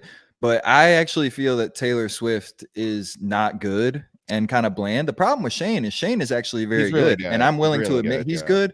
But these sicko fans fucking blow it out of proportion. Sicko fans. I like it. Sicko fans are sicko fans. Yeah. Yeah. So like they're just going too fucking hard. It's almost like if you're like a moderate or like you slightly lean conservative and you meet like the most gung-ho fucking conservative person and you're like, bro, I agree with you, but dude, chill the calm down. I know. Dude, everyone going after that fucking hot girl. It's like, you don't know that she didn't like him. She's at work. She's at work. Yeah. Yeah, they're like these people, and also there's so many monologues and so much comedy. It's like everybody's like living vicariously through him, where they're like, "This is a win for all of us. We're living in such a great moment." And I'm like, a guy got successful. A guy's making money now. Good. It's really weird. Though. It's like, I did an impression of Shane at a stick or treat style show around Halloween, and part of my thing. It's crazy how true it became. Where I was like, I'm fucking good at comedy, dude. I'm really fucking good. And if you don't agree with that, there's a fucking army of weird dudes who will fucking defend me if you even say anything. It's like, first of all, where do these dudes come from? Why are they so militarized? I think it's a lot of Rogan fans who finally have a good comedian to defend like that. You know what I mean? Because they defend Rogan like that too, where it's like, if you dare criticize our God, we will, I don't know.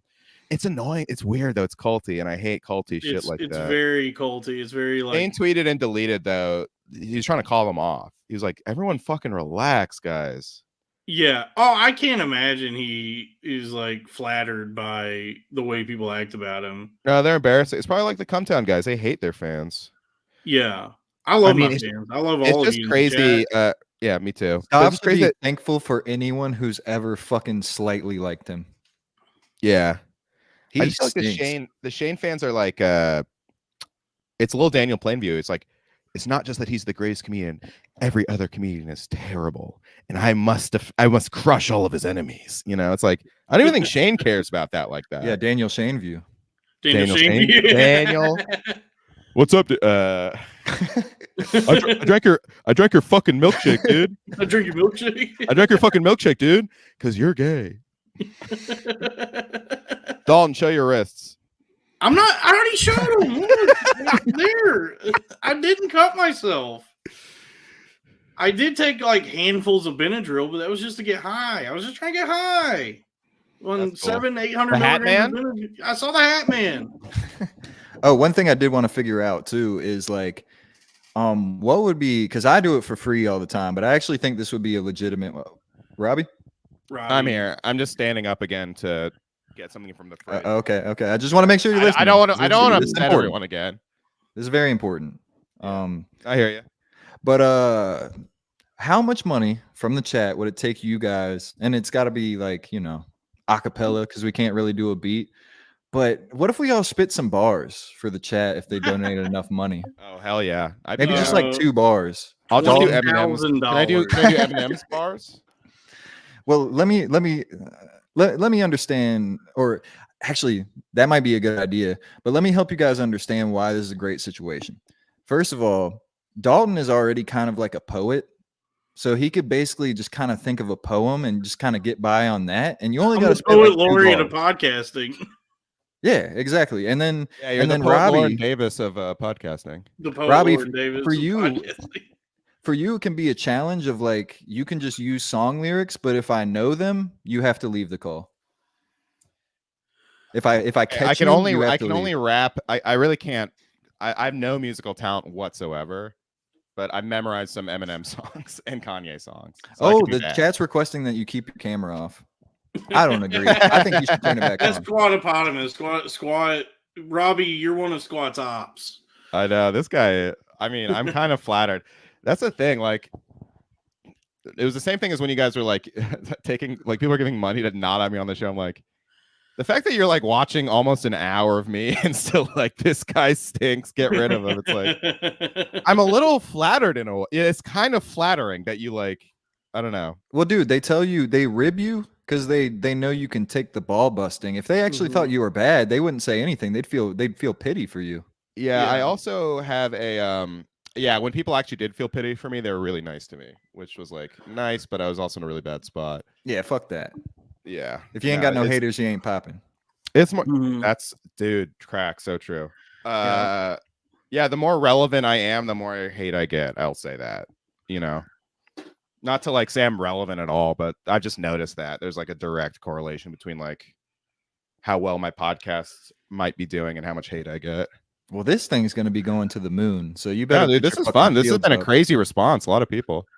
People love us. People love us. I'm actually kind of blown away by how many people are in here and like chatting and stuff. Well, people love Dalton and they miss him. They miss Dalton and Robbie together, and they currently like me. So it's like a great blend of things. I agree. You know. Yeah, and I have to, I have to recover. I have to make my money back, and then I owe a lot of money to a lot of bad people. So I gotta fix my life. But yeah. America, look, the thing about America is not just the land of opportunity, it's the land of redemption. Second, third, fourth, fifth chances. Hey, at least we're not still going to Star Bar, huh? At least we're not going to Star Bar. I had already sworn off of open mics a long time ago. I know, but remember that time we went to Star Bar to do a mic and I bombed and then I slipped on the ice on the way. That was so funny, dude. Yeah. That was such like a, I think God. Were you there the night? Comedy. Were you there the night they called my name and I went to step on stage and just face planted trying to get up on the stage? That's so funny. I did that. If you look at my Gavin Newsom comedy fight club, where I played Gavin Newsom, I slipped on the stage. It's on YouTube at the stand, packed out stand show. I'm playing Gavin Newsom. I go up there and start like karate chopping and dancing, and I just slip. I do like a full Chris Farley Pratt fall, and I kind of try to convince people after, like, yeah, that was on purpose. It was not on purpose. Yeah, not that I recover.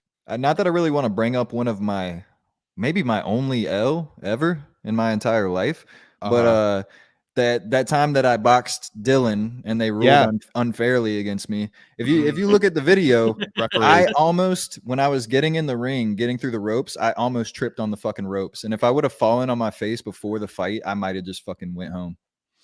I mean, you got the W though from that video of Dylan slipping, though. I will say that. That was funny. Dude, he hit me up after that because he had like some shit to go on with Ari, where he was like either opening a cameraman or something. So I thought that happened, and then the fight wasn't gonna happen, and I was like, the fucking Lord is continuously blessing me. Like, I just own this pussy, and I don't even have to box him now. This is amazing. I think more people probably saw that than the actual fight. I haven't seen the fight. I saw that. You guys, here I got a philosophical question. Ooh. You guys ever think about how useless you are? What do you mean? like on a grand scale? We like so much of the world has already been built for us, and that which allows us to survive in this world and provides us comfort and transportation, all of it, shelter is built for us. So we don't understand these things.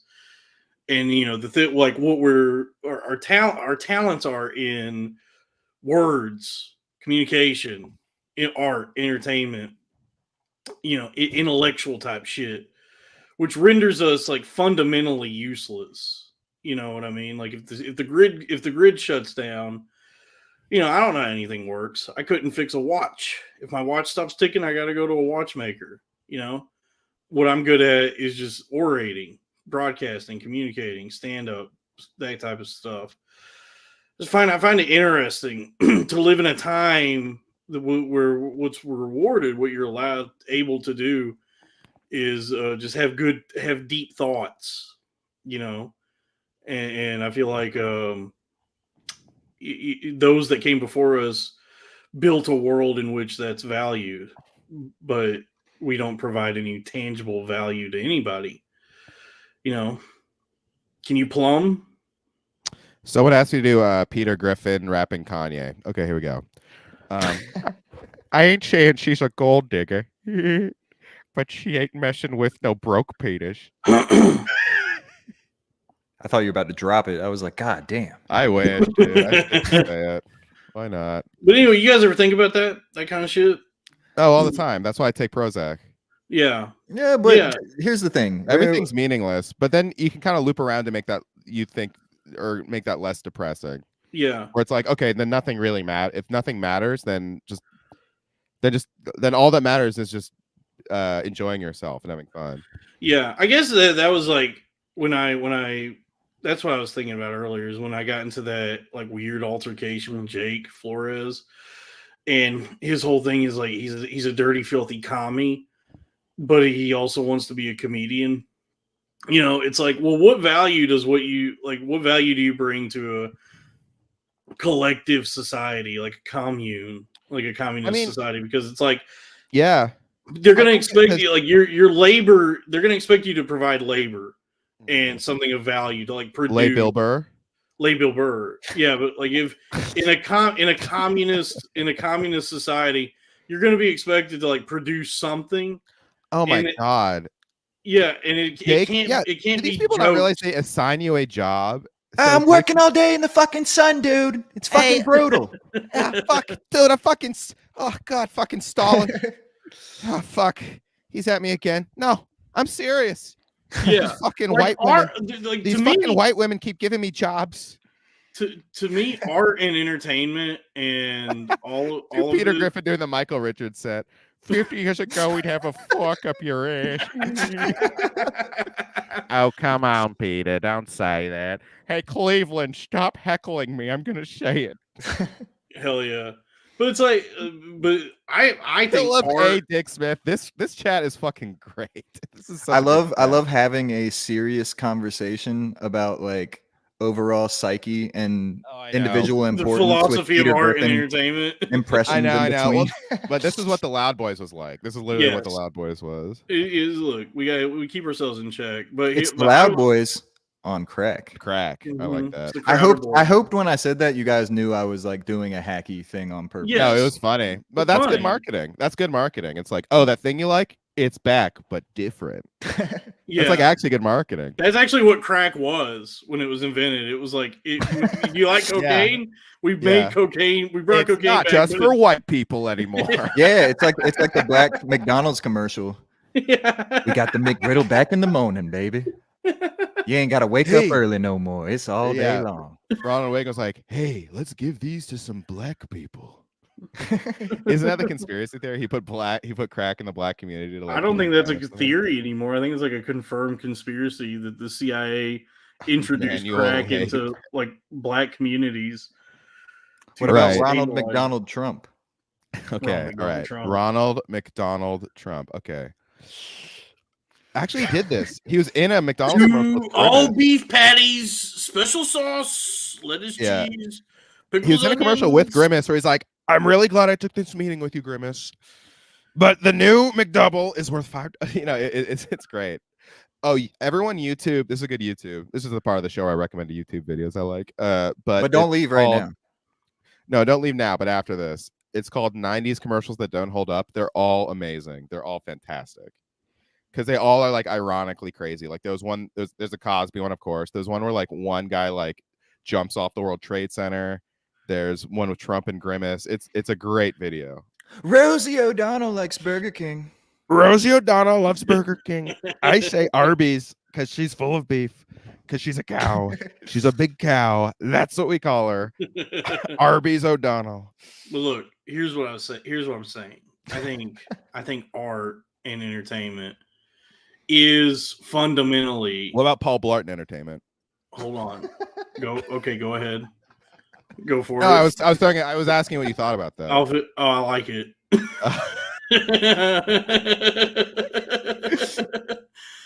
I think art and entertainment is inherently capitalist. I don't think that the arts can thrive in a communist society. I think that there has to be like a monetary incentive. Stephen A. Maniscalco. Aren't you embarrassed? Okay, all right. Sorry, keep going, Dalton. I think that in order for there to be a space, My for father's cooking stinks up the whole. The Jews have no idea what the hell they're doing in the kitchen. After lunch, these people fall apart. Gefilte fish. That's an actual. And I'm like, why Or how did about you this? do that? Shannon Sharp, aren't you embarrassed? All right, sorry. Let's let fucking Dalt get his point out. Who Sorry, cares? Dalton, yeah, Who go ahead. cares? I'm trying too hard to have deep thoughts. No, Just this forget is it. this No, is no, where no, the no, Loud no, no. Boys. What you're This is saying where is the it Loud just- Boys messed up the first time. I know. This Dalton where is we first go. mic of the show. I don't know if I've told you this, Robbie, but Dalton's first I'll mic. take He's it, dude. I I just, like me. but the umbrage that I take with the like communist ideals, even though there's like some aspects of Marxist theory that I Mark like, Norman theory. Mark Norman theory, yeah, commie. Hey, seize the means of production, seize the day. Hey, all right. communism. Communism Commie theory, theory. bourgeoisie, bourgeois Jay-Z. Yeah, I'm not I'm a Karl commie Marx. squattaponic. I'm Karl Marx. I'm Karl Marx. I'm Kevin Karl Hart. I'm Carl Yeah. Hart. I'm Carl Hart. I'm Karl Mark Norman. Fuck, that's so good. What about Karl Marx Wahlberg? Karl Mark Okay, Wahlberg. all right. Hey, we need to like take these rich people, give them the fucking money, take the money. Give me the money, rich people. Here's the thing. We need to get rid of the paid and capital gains tax. Okay? Dalton, you were saying. So I think there's aspects of Marxist philosophy of all that. There's like aspects of it that I can agree with, but I think it like fundamentally just like couldn't really work considering what we value. And I don't think there would be a space for like what we do or want to do in any sort of like communist structure. I think art and entertainment broadcast, like this kind of like goofy shit that we like to do, would not be valued in a collective society, because if under the collective, you know, the Borg, everybody would have to like serve the collective. Well, this is inherently like really fucking selfish. But does that make that's kind of a tribute to capitalism, right? Like artists do have value in our system. That's what I'm saying. Art, like that's why I think art can only exist in a capitalist system, because yes, like, I agree. The only way it can have value, like that's the thing, is it's like America's greatest export is culture. Yeah, it is because we're capitalist. Art is a commodity. Like it's like by nature, it's you're commodifying your creativity. Well, it's also like there's no way to make art like. By making art profitable, you incentivize more people to become artists, and therefore the artists are better. Yeah, you know, exactly. Like how else are you gonna make art? Like subsidize it by the government? Like those aren't gonna be good artists. Yeah, or maybe they will. I don't know. Maybe I'm stupid. Well, New York subsidizes all those like people that sing in the subway stations and shit. So I don't know. I mean, there are like do they really? Yeah, New York Underground. But there are subsidized like, clay. Subsidized clay. Okay. Yeah. Oh, the school's lunch is free. Oh. Hey, I paid for the roads. Oh. Yeah. You call the fire department? Hey, thank your fucking ass that you didn't have to pay for it, because it was subsidized clay. Oh. Jack and Jill went up the hill, both with their tax dollars. Jack and Jill. Yeah. Anyway, Mother Goose can't pass their inheritance down to their daughters because it's taken by the government. I just think it's like a really like coping. It's like a coping mechanism that a lot of like shitty failed artists use to when they say like, "Oh, I don't even want to make money doing it. I didn't get into this for money." That's Simon's whole thing. It's like if you're not like you honestly like with anything you do, like I'm full American Psycho now. I think with anything you do, you should be trying to fucking stack paper. You should be getting bands, getting the bag, making fucking money, and do it by any means necessary. Steve Harvey Weinstein. I gotta slightly disagree with you on that, Dalton, because if your only concern, right? If your only concern is money, you'll be willing to do things out of your own character, and there's a smaller shelf life on that than if you, like we do, and I know that you know this because you do the same thing, but if you can make it based on being yourself, if you're just being yourself, get as much money as you possibly can doing that, because you can be proud in what you're doing. Yeah. But just doing it for the money is how you chase the algorithm and shit. What I'm saying is I'm not successful, and I'm not saying it's like the system's fault. I'm not saying like the fucking government should subsidize, like which is what Seth Simon says. He's basically saying like the government should subsidize my poetry. Yeah, that's gay. But I'm like, look, it's because it's like whatever the it's it's like there's just it's shitty because it does suck, to like feel like you're not making it, but it's also like, all right, well, what's the alternative here? Like, yeah, this is like everything about America. It's a shitty system, but it's better than everything else. You know what I mean? Like, yeah, and it's just like it would be foolish of me to say that I'm not motivated by financial success. Like, of course I want to make. I don't want to like. Oh, everyone does. That's everyone's years dream. Down the road, having like nothing to show for anything I've ever like worked toward, and just be like, well, I just do it because I love it. It's like, no. I will say, like, seeing all these comments and people watching, that is cool. I am enjoying all of like these people reacting and stuff. Yeah.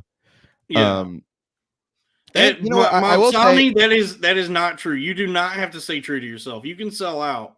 You can sell out and make money and do. And I also do well. like what I realized like stand up isn't gonna probably go anywhere for me because it's too hard and too competitive. But I just like doing it, so that kind of made me do it more almost because I was like, oh, I do this because I like it, not because I'm like trying to like. Yeah, I'm not trying to like strike it rich.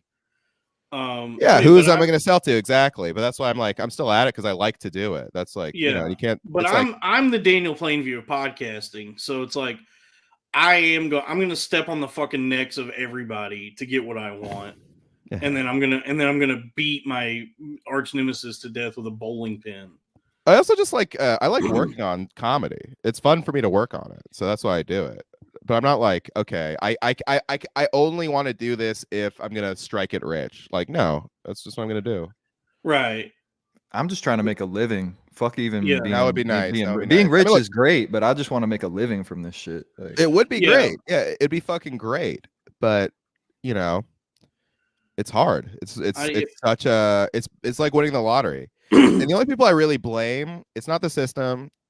It's more so the comics that we grew up listening to podcasts to, like Pat and Osler, like, hey, if you just work hard and you're funny, you're gonna make it. It's like, that's just so not true. That was just such a fucking bag of shit. oh, sorry, wrong That's one. all right. Anthony Gokumiya. Gokumiya, we did that, remember? No, I think Media. here's what I think. Here's what I think. I think if you just constantly Doesn't Robbie have 4 separate recordings from various years of stand-ups where he's telling the exact same jokes? That guy's a fan. You watched a lot of my videos, dude. That guy's a real fan. Good job. Look, dude. here's the thing. You gotta set your sights, as high as fucking possible. You gotta tell yourself, I am the second coming of Christ when it comes to That's comedy true. and Yeah. podcasting. And you gotta keep that goal in mind, because then you'll push yourself to still reach great heights. Yeah. And even if you don't reach that level that you created in your mind, you'll still become one of the greats. The old that's shoot for what, the moon.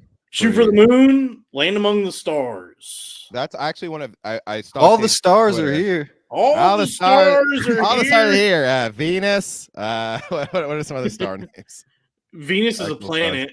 I know. You I already couldn't fucked even do that up. stars. All right, guys. Shit. What was I saying? Basically, Kanye said, yeah. If you watch that Kanye West documentary on Netflix, it's crazy how he believes in himself.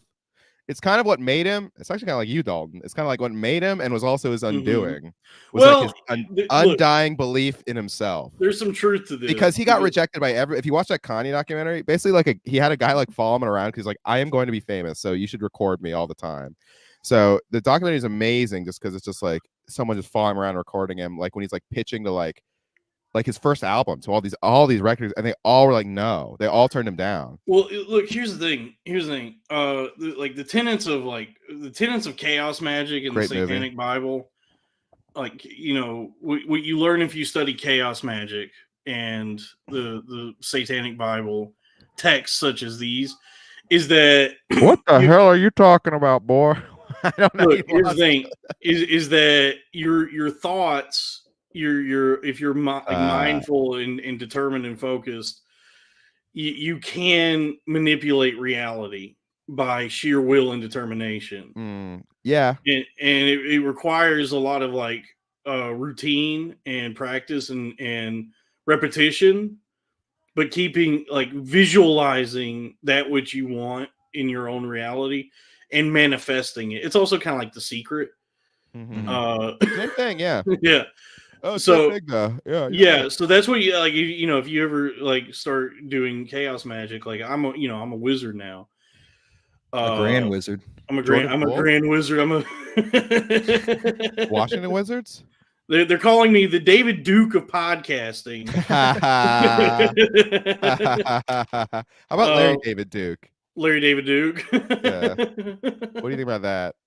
Or Richard Louis J. Gomez? Richard Louis. Yeah. What level wizard am I? I would say starting 5. 1488. I went to a Wizards game last night. Yeah, but that's what you learn when you study chaos magic, is that you visualize pure chaos. Pure chaos. Yeah. You put it in your mind's eye. What you want in this, what you want your reality to be, and then you contort reality to your will based on. That's true though. That positive thinking, it works. Yeah. And if you're, that fake it till you make it shit is real. Yeah, Israel. Because look, here's the thing. Look at what's the common factor in everybody that's stuck in a rut and living Yeah. shitty lives they don't want to be living. They've resigned themselves to these lives. They've given up. They think that there's nothing else. So it's just like, I just got to do what I got to do to survive, and they don't seek greater heights. Right. It's a mindset. This is the podcast mindset that we're talking about here. I'll be honest, like since I started Prozac, I've been like less anxious and more confident, and people react to me much better. It's like, okay, it was just all in my own. It's all in your own head in a lot of ways, you know. What about Prozac Galifianakis? I was saying, what about? I was saying if I was roast batting Tony Soprano, I'd say, "Hey, give it up for Prozac Amico, everybody." And what did, I like wait, how hold you're on. just fantasizing about roast battling fictional people. Somebody in know. the chat said something. Somebody in the chat said something interesting, that Grant Morrison wrote All-Star Superman to be a hyper sigil to make the world a better place. That sounds about right. That sounds like him. Well, I've read that. I've read game is bullshit. 40 milligrams Danishing Act. Do what? He asked me about Prozac. I'm on 40 milligrams, not 20. Anyway, All-Star Superman's great. Oh, it's one of my favorite comic books. All-Star Game sucks. Somebody once told me. Somebody once told me. Somebody once told me. Krypton. I'm from that guy. Smash Mouth planet Twitter Krypton. account up until his death just tweet about Bay Area sports all the time, and for that, I will always love Smash Mouth. Yeah, they're just constantly tweeting about the 49ers and constantly tweeting about the Warriors. I was like, from the official Smash Mouth account. I'm like, this is awesome. Have you guys ever read All-Star Superman? Yeah, the Grant Morrison comic. Yeah, I read it. It's good. Yeah, it's like it's just like a classic, like it's like the best Superman comic. Yeah, it's a story about like showing you how pure this character is, like what a good guy he is. Yeah, it's a good guy. It's really good, and I guess it does exist as a piece that if you read it, it inspires hope in you. I don't know about hyper. Have you played that Suicide Squad game? No. I've been fascinated by it. It sounds like it's a big bomb. It sounds like it sucks. Yeah, people really hate it. It's a live service. Somebody once told me the Jays are gonna rule me. I've actually been reading a comic book. The main character is Clark Cumia. It's called Super Clan. Clark Cumia. I love Clark Cumia. That's really good. Yeah, they do kill Bat. Well, I mean, the game is called Suicide Squad Kill the Justice League, so they do succeed in their mission. They're gonna bring him back though, I think, because they have like that fucking. That was crazy to me. Like people got upset about that, and it's like Batman dies every 6 months. Didn't he die in Arkham Knight too? I think so. I don't know. I think he dies at the end. Spoiler. I don't know, alert. but Batman. All of these characters have died like 20 different times in the comic books, and they always come back. So yeah, many people are upset about that. I think people got upset about that. It's like that's honestly, it's the most like comic book accurate thing anyone's done. Yeah, they're constantly dying, come back to life. No, it's like Brainiac's gonna bring them back or whatever. But it seems like the game just sucks. It was just a bad follow up to the Arkham stuff. And apparently it's developed by a bunch of freaking women and black guys. So it went woke. It went woke. Go woke, go broke. That's what they say. Well, the heads of the studio like resigned like 2 years into the game. Yeah. Oh, that game kept getting delayed and pushed, but like it took. It always looked like shit to me. It always looked bad. Yeah, but and they like dykeified Harley. Like she looks all. I know she should be hot. She should. Yeah, Harley should have big fat jugs. How are you doing a Harley Quinn game and I can't beat off to a single frame of it? I can't beat off to this Harley Quinn at all, dude. I love beating off to Harley Quinn. I like Harley Colin Quinn. Harley Colin Quinn. How about Chris Farley Quinn? Looky here, Joker. I'm your girlfriend, and we're in love. Mr. J. Mr. J. Put it.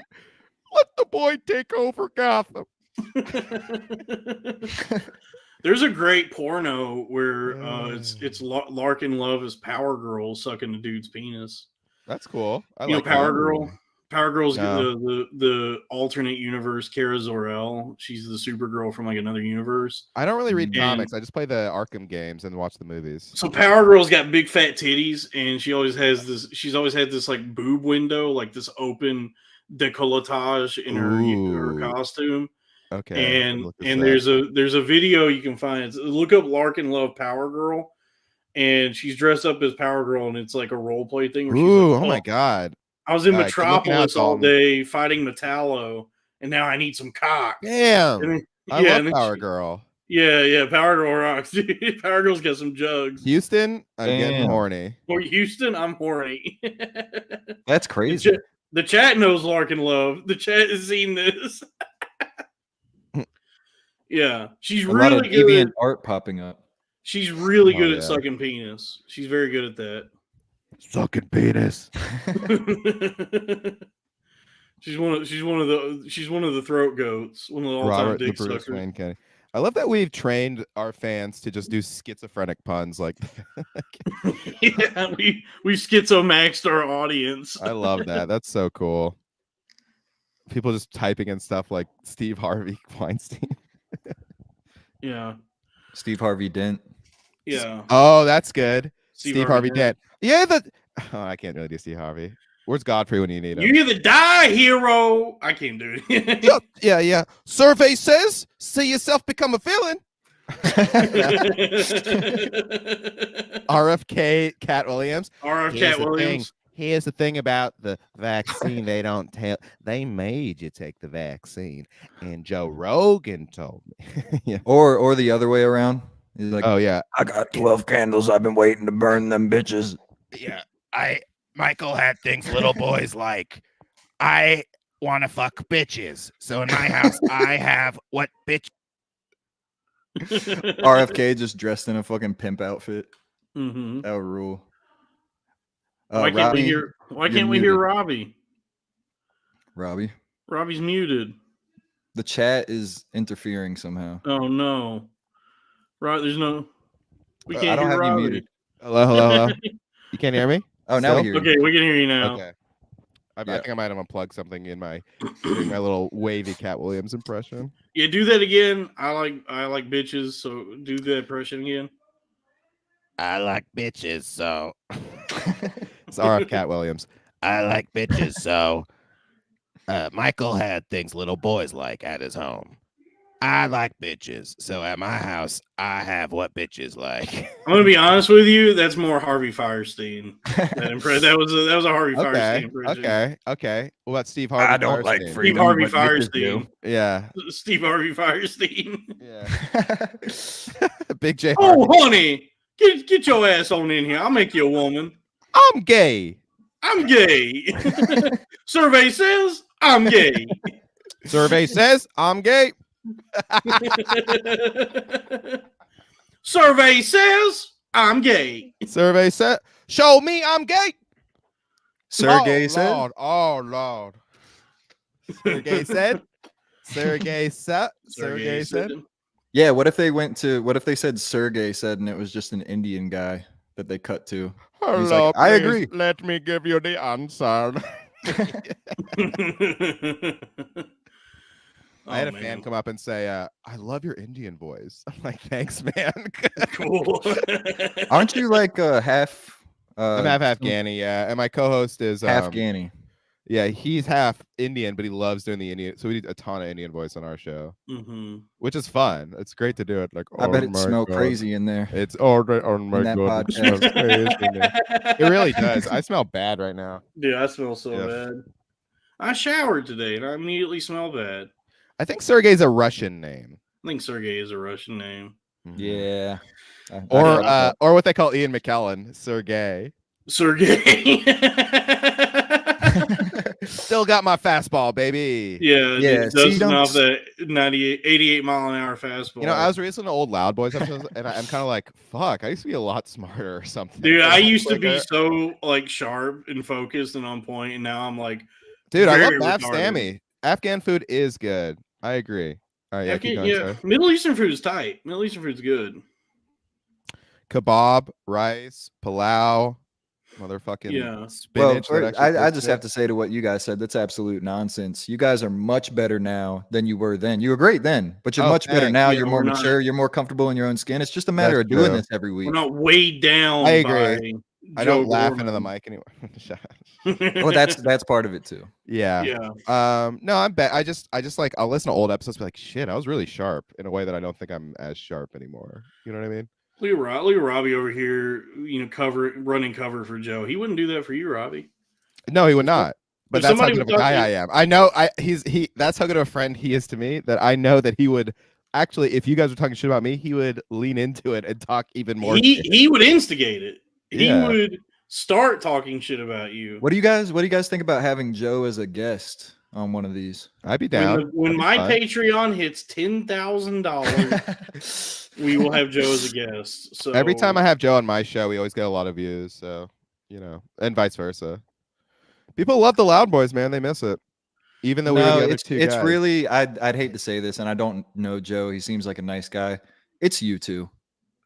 Oh, thanks, man. It's the not the heart and fucking soul. We were the heart and soul of the show. Yeah.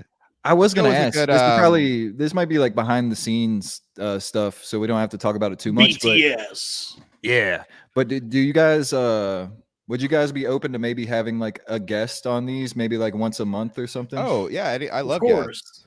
Yeah. I think Guess digital. Guess it. We had like I saw Tim Butterly was in the chat earlier. That'd be Yeah, Butterly. I think there's some people we could get. Like I think Zach would probably come on.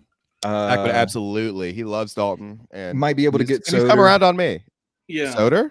Might be able to get Soder. He said he'd do my show. I think we could get Butterly. Yeah. Zoom is easier to Femoid.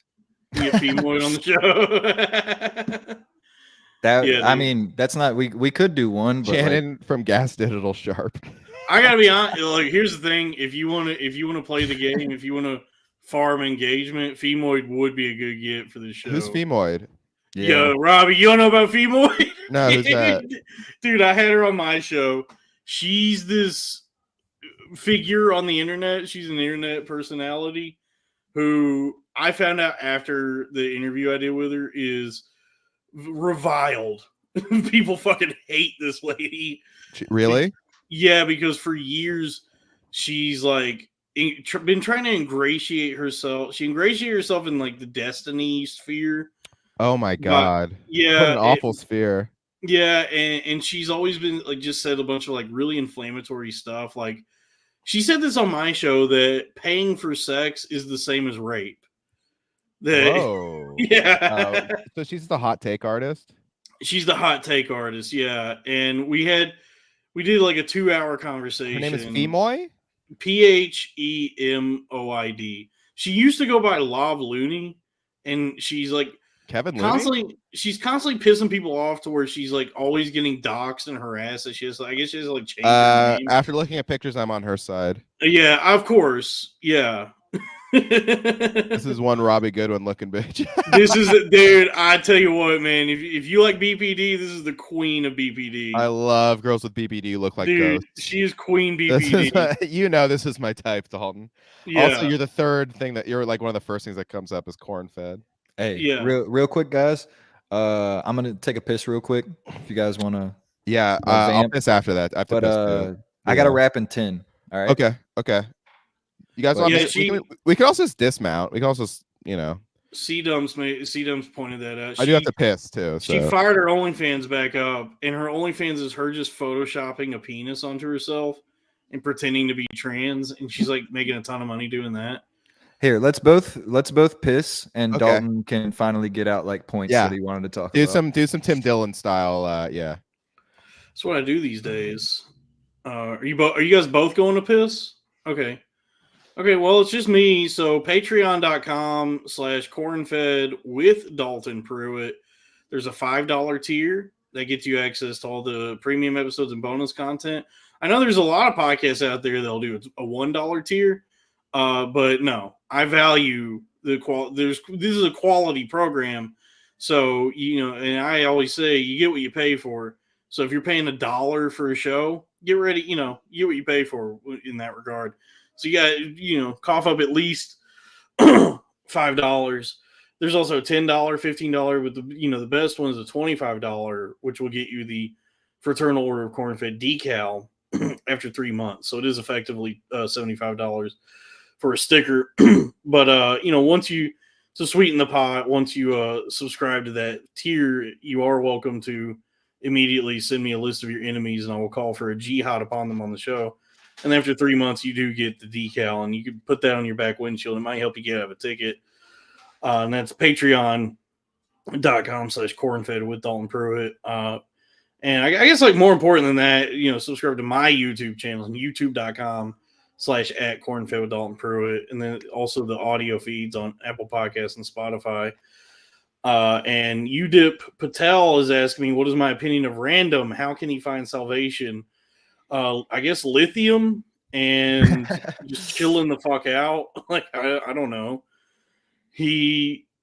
I'm sure there's people that he's interacted with and who, from their point of view, he's beyond redemption. But Christ teaches us forgiveness. Christ teaches us redemption, the power, the transcendent power of redemption. And so I think what random needs to do is stop trying to get attention, stop trying to be on things and in front of people, and just live his life and be good to the people that care about him. And then if he ever wants to try and do stand up or be on podcast again at some point, reemerge changed, normal, and stop saying stuff like all women are pedophiles. Yeah, I mean, it's just such like edgelord shit, right? That's the That's more so the problem than anything. Yeah, I won't interact with him at this point. Like, I don't really want to like have him in my orbit. But I thought it's very stupid of Lewis to invite him into his life. But Random likes me a lot, so I like Random. He likes me a lot too, but I harbor no ill will toward Random. No, me neither. Me neither. I just see somebody who's like debilitatingly mentally ill. Yeah. And the last thing a guy like that needs is to try and be part of the fucking entertainment industry. Oh my God. Yeah. It's like, it drove us crazy. It literally drove me crazy. It drove me crazy. That was most like off the deep end. I mean, it was fucking COVID though too, but yeah, but just getting like a modicum of attention on the internet. I was like, I can't handle it. Yeah. No, it's hard not to though. It's like, all right, all these people are like hardcore paying attention to you. It's like, it's hard not to. Yeah, just being. I'm about to break. Yeah. I feel like I've been pretty conditioned because I started rapping when I was like 14. So since a young age, I basically was like, either people thought I was cool for it, which by the end of high school, I was pretty cool for it. I guess it seemed like the consensus was, but like. It was all the time, just people like fucking clowning me when I'm not around, and people throwing my mixtapes in the trash and shit. So I've been eating shit forever. This shit ain't nothing to me, man. All right, yeah. You've been appropriating black culture since you were 14. Did you grow up around black people? Crack, by the way. I want did you did you grow up with black people or white people? Both. Cool. I played sports a lot, so. Oh, nice. Yeah. It's kind of like a Remember the Titans situation. Yeah, sports will really help you talk to black people. You know what I mean? It's kind of unavoidable. You know what else will help you talk to? It's the only thing we have in common. You know what else will help you talk to black people? What? Getting a job at the unemployment office. Mm-hmm. You know, also help you talk to black people. Getting an appointment at the DMV. Going to the airport, going through TSA. Dude, I flew out of Portland, Maine a few years ago. All white TSA. It fucked me up. I was like, what is going on? You know what else will help you talk to black people? If you leave your privilege at the door, gentlemen. I think we as white guys need to sit our white asses down and we need to sit our fucking pussy ass white bitch asses down. Sit our mayo ass, crack ass, yeah. Sit our cracker asses down and listen. Someone called me Cracker Robbie in a group chat. I'm like, how dare you? Do you know the origin of the word cracker? I posted this on Twitter. So whip cracker, right? Whip cracker. So it's like what it's referencing is a slave master whipping his slaves. He's a whip cracker. What? Yeah. Damn. That's what the cracker is like an abbreviation. Wow. Of whip I didn't know that. I thought it was a cracker. I thought it was a goy cracker or whatever the fuck you thought. You thought it was a saltine. No, it's referencing the crack of the whip across a slave's back. And did you know black people did not invent peanut butter? Who did, Mr. Peanut? Yeah. The planter's But peanut. black people did invent the traffic light. Fun fact. Wow. And why the fuck would they get out of the fucking road when I'm trying to fucking yeah, I know, cross through the right? intersection? Yeah, ain't that the Oh, that was truth? good, Crack. Good job. Sorry. Well, You guys brought it out of me. it is the second to last day of Black.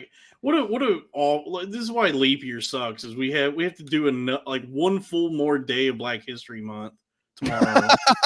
It's like, come on. That's too funny for this deep into the show. No, I know, right? Funny. That's so funny. And you know what a day's like in there. So I would say do that on stage. Yeah, yeah. You know, I hate leap year. That is so funny. I hate leap year because you have to. It's such bullshit because you have to do an extra day of Black History. Do an extra day of Black History Month. Maybe that's why it's called leap year, because they can leap really high. Mm-hmm. Yeah, they have that extra. Yeah, it's not swim year. All right. It's not. Yeah, it's not pay your bills year. All right, the show's getting racist. We're going off the underground rails. I do love black people, though. I love basketball so much. And black people are really good at it. Yes, we obviously love. I love big people. Ebony asses. Man, Chris Paul, shout out. What are some other black inventions? Okay. Holding a gun sideways. The word axe. The word axe. Okay. Hair do the right thing. Yeah. Okay. Let me try and think. More black inventions. Black invention. Low battery smoke alarms. I went to the NBA store recently. What was that, Dalton? Low battery smoke alarms. Okay, yeah, that's a great black invention. I agree. That's a great black invention. I was on the gate and I showed them that video that you made of the David Lucas. Dude, so many people thought that was real. So many people. Nick thought that was real too. Nick buys your Joker ring. I posted that to YouTube Shorts, and it kind of, the algorithm grabbed it, and it got like thousands of views. So I got like a ton of people in the comments saying like, "Why the fuck can't they change their goddamn battery?" It's insane that people would believe that was real. Like the sound effect that you added, if that was real, that fucking smoke alarm chirp would be like deafening his fucking ears. Yeah, it was so loud. The funny one was when I did it to that Kanye commercial. That was great. Like, does he have a smoke alarm in his car? Dude, you like, yeah, that. You know an underrated funny thing about that Kanye commercial? Because he did it for the Super Bowl, so it's like $1 million a second or whatever the fuck. I think it only aired in like certain cities, right? Yeah, like Chicago, but it's still super expensive. Like, yeah, probably millions of dollars to put it up. But it ends with him going, and that's it. Yeah. It's like another man steals from Giannis Papas. He literally put zero effort in it because he's like in the car. It seems like his thought process was, "Oh shit, I forgot to film the commercial." He's like, "Oh," everybody goes, "We got some shoes." Like a little kid or something. And also, I went to the website. They don't have shoes. They have Yeezy pods. They're not really shoes. But you know what's funny? It's probably t-shirts. when Kanye was recording that commercial, like on his phone or whatever, which is like way more important than you'd think. Like recording something that's going to be on the Super Bowl, play during the Super Bowl. There was probably at least one white guy that was like, "These people are always fucking FaceTiming out loud." Oh my god, that's hilarious. Yeah. One white guy's like, "They're always on Instagram live. They're living the Super Bowl." Yeah, dude, it has been fun to watch somebody just lose their mind publicly. I get why people enjoy. What's crazy though is the album is with very me. good though. It's his best album on the second. Or Vultures. Yeah, it's very. I listen to what Fantano has to say about music. Right. Yeah, Fantano is right. I refuse to even entertain the idea of listening to. He's such a hack. That revealed him to be a total hack. I've been anti Fantano for a long time. I've always thought he was Paul George Lucas. All right, sorry, keep going. I've always thought Fantano was the corniest motherfucker I've ever seen. I know. I never think I liked him that. I think I convinced myself I liked him. It always just like my back would go in knots watching him because of how fucking corny he is. Like it would just like the cringe factor on that dude is through the roof. Anybody with circle glasses frames, you should assume they stink until they prove otherwise. Yeah, and he's like 40 His wife is now. ugly. His wife is ugly and still divorced him. Mm-hmm. That's tough, dude. Damn. When you say ugly, you mean black. No, dude. There's some hot black ladies out there. Zendaya. Oh yeah. Yeah, what basically is she? white. Wait, what is she? What the fuck is Zendaya? Black, right? She's got to be biracial. I thought she was some kind of like Middle Eastern or something. Oh, I thought she was black. I don't know. You can't tell with these fucking names. Yeah, she's very ambiguous. Yeah, one name, Zendaya. One name, very racially ambiguous. I have no idea. Oh, she's from Oakland. Nice. Another connection. Okay. Control. Yeah, her dad's black. What's her mom? German. Check the early life. German and Nigerian. Hi, I am a Nigerian prince. Please marry me. And let's have an actless daughter. No, half German, Scottish, half Nigerian. Check the early life. I'm on early life, dude. What does it say? Does it reveal? Her father is African American with Nigerian ancestry. Her mother is German and Scottish ancestry. Okay. Anything else? She was in 12th Night. She went to the Oakland School of the Arts, the Berkeley Playhouse. Hold the fort. I'm kidding. Did she perhaps have a bat mitzvah at any point? That's what I'm thinking. There's got to be some Jew in there. See, all these people are child actors. It says when Zendaya was in 7th grade, her family moved into Los Angeles to pursue her acting career. It's crazy. Oh wow! Almost everyone who's famous was a child actor. Yeah, either a child actor or just like extremely wealthy, well-connected parents. Yeah, or Jonah Hill. Yeah, because acting is stupid. Acting is gay and stupid and easy, and so the only real way to get in is you either have to be like, well, it's just so competitive. The only way you get cast, you have to either be like transcendentally talented, like Philip Seymour Hoffman, or you just have to be connected, and then you just get to like, because it's like to act in like a major big studio production.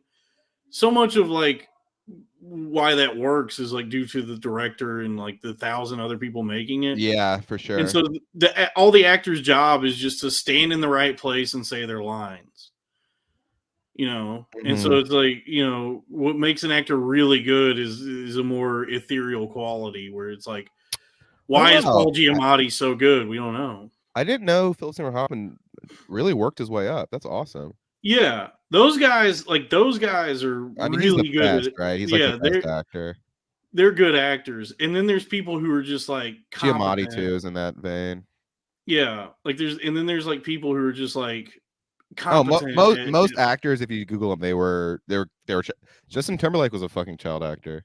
Yeah, they're almost all just had like psycho stage moms because that's the only way that you get cast and stuff is if you're a kid because there's just less of them. And then you're just kind of in the system forever. Like Jennifer Lawrence, she was in Lucky Louie, actually. Mm-hmm. Yeah, they're all like fucking child actors. Mm-hmm. Yeah, that's what's sad about the life of like a Britney Spears. When you think about it, it's like she never had a childhood. Then she got all the success and never really learned how to be a person. Yeah, Robert Gibbs. I'm talking about Nepo babies. If I was a Nepo baby, I'd be successful on any level. Okay. You can't be a Nepo baby loser. That doesn't exist. Yeah, what's he implying? Yeah, it does. It's Kendall Roy.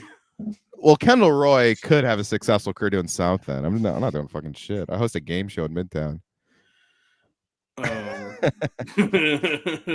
Kendall Roy also does not exist, by the way. He's not real. No, dude, he's making the what was that blog he was making? With Roman and Shiv. It's called like the 100 or something. I don't know. At the beginning of the last season. It was hilarious. I can't remember. But Kendall Roy is a fictional character. I guess like the real life analog would be what Liam Murdoch or Don Jr. Don Jr. Don Jr. Yeah, there's plenty of Nepo babies who just fuck off. But they have They have big jobs somewhere. That's what I mean. Like, or they Nepo Babies- don't. Like there's some who That's just true. Chet Hanks is bored. kind of hanging out. Chet But he's Hanks is famous. hanging. Yeah. Yeah, Chet Hanks Chet is Hanks, famous. by the way, I put him in the top 5 wiggers right now, I would say. I put him You in guys the are in the top. wigger list. I put him in the number 1 Hanks position. Oh, he's number 1 Hanks for sure. Top He's 5 number 1 wiggers. Hanks. Easy. I don't know if he slips into the top 10 all time, but I think as far as like AP poll power ranking stand today, he's definitely within the top 5. Best currently working wiggers. Yeah. Rappaport sucks now. God damn. Rappaport is a legacy wigger who has really lost it. Legacy wigger. Yeah, he's sort of the like KRS-One of wiggers. Legacy wicker is really funny. And I've seen Dalton, I've seen you talk about how he's a great actor, but I'm not sure he is because I feel like he plays an obnoxious dickhead in everything he I stand by my claim that Michael Rappaport is a good actor. He's good. Copland is good. Yeah, in the roles he's had where he's been made to like tone it down and to be more subtle, it really shines through how good he is. It's kind of funny he stopped talking black when he started talking about Israel. Yeah. You know what I mean? Like, he doesn't talk like black anymore. Yeah, the original Jews. True. Yeah.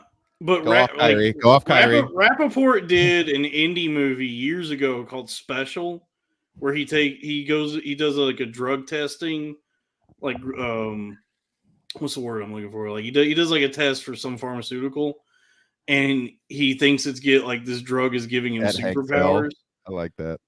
And he's really good in this movie because it's ambiguous as to whether or not he's actually developing superpowers or if he's just losing his mind. Uh-huh. And then, as the movie goes on, you start to realize like, oh, this is just a guy who's like very mentally ill.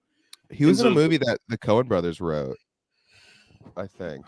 Yeah. Or maybe just Ethan Coen. He did have a shitty Fox show, The War at Home. I remember that. The Naked Man. Oh, The War at Home. Yeah, The War at Home. Which was developed by Mike Scully, or I think created by Mike Scully, who was like a big Simpsons guy. Yeah, my autism flared up. He's good as the bumbling cop in Louis. He's a good Rappaport's. He's a good character actor. Yeah, I stand like. Here's the thing: actors, by and large, are dumbasses. Like they're fucking idiots. There's nothing going on. Yeah.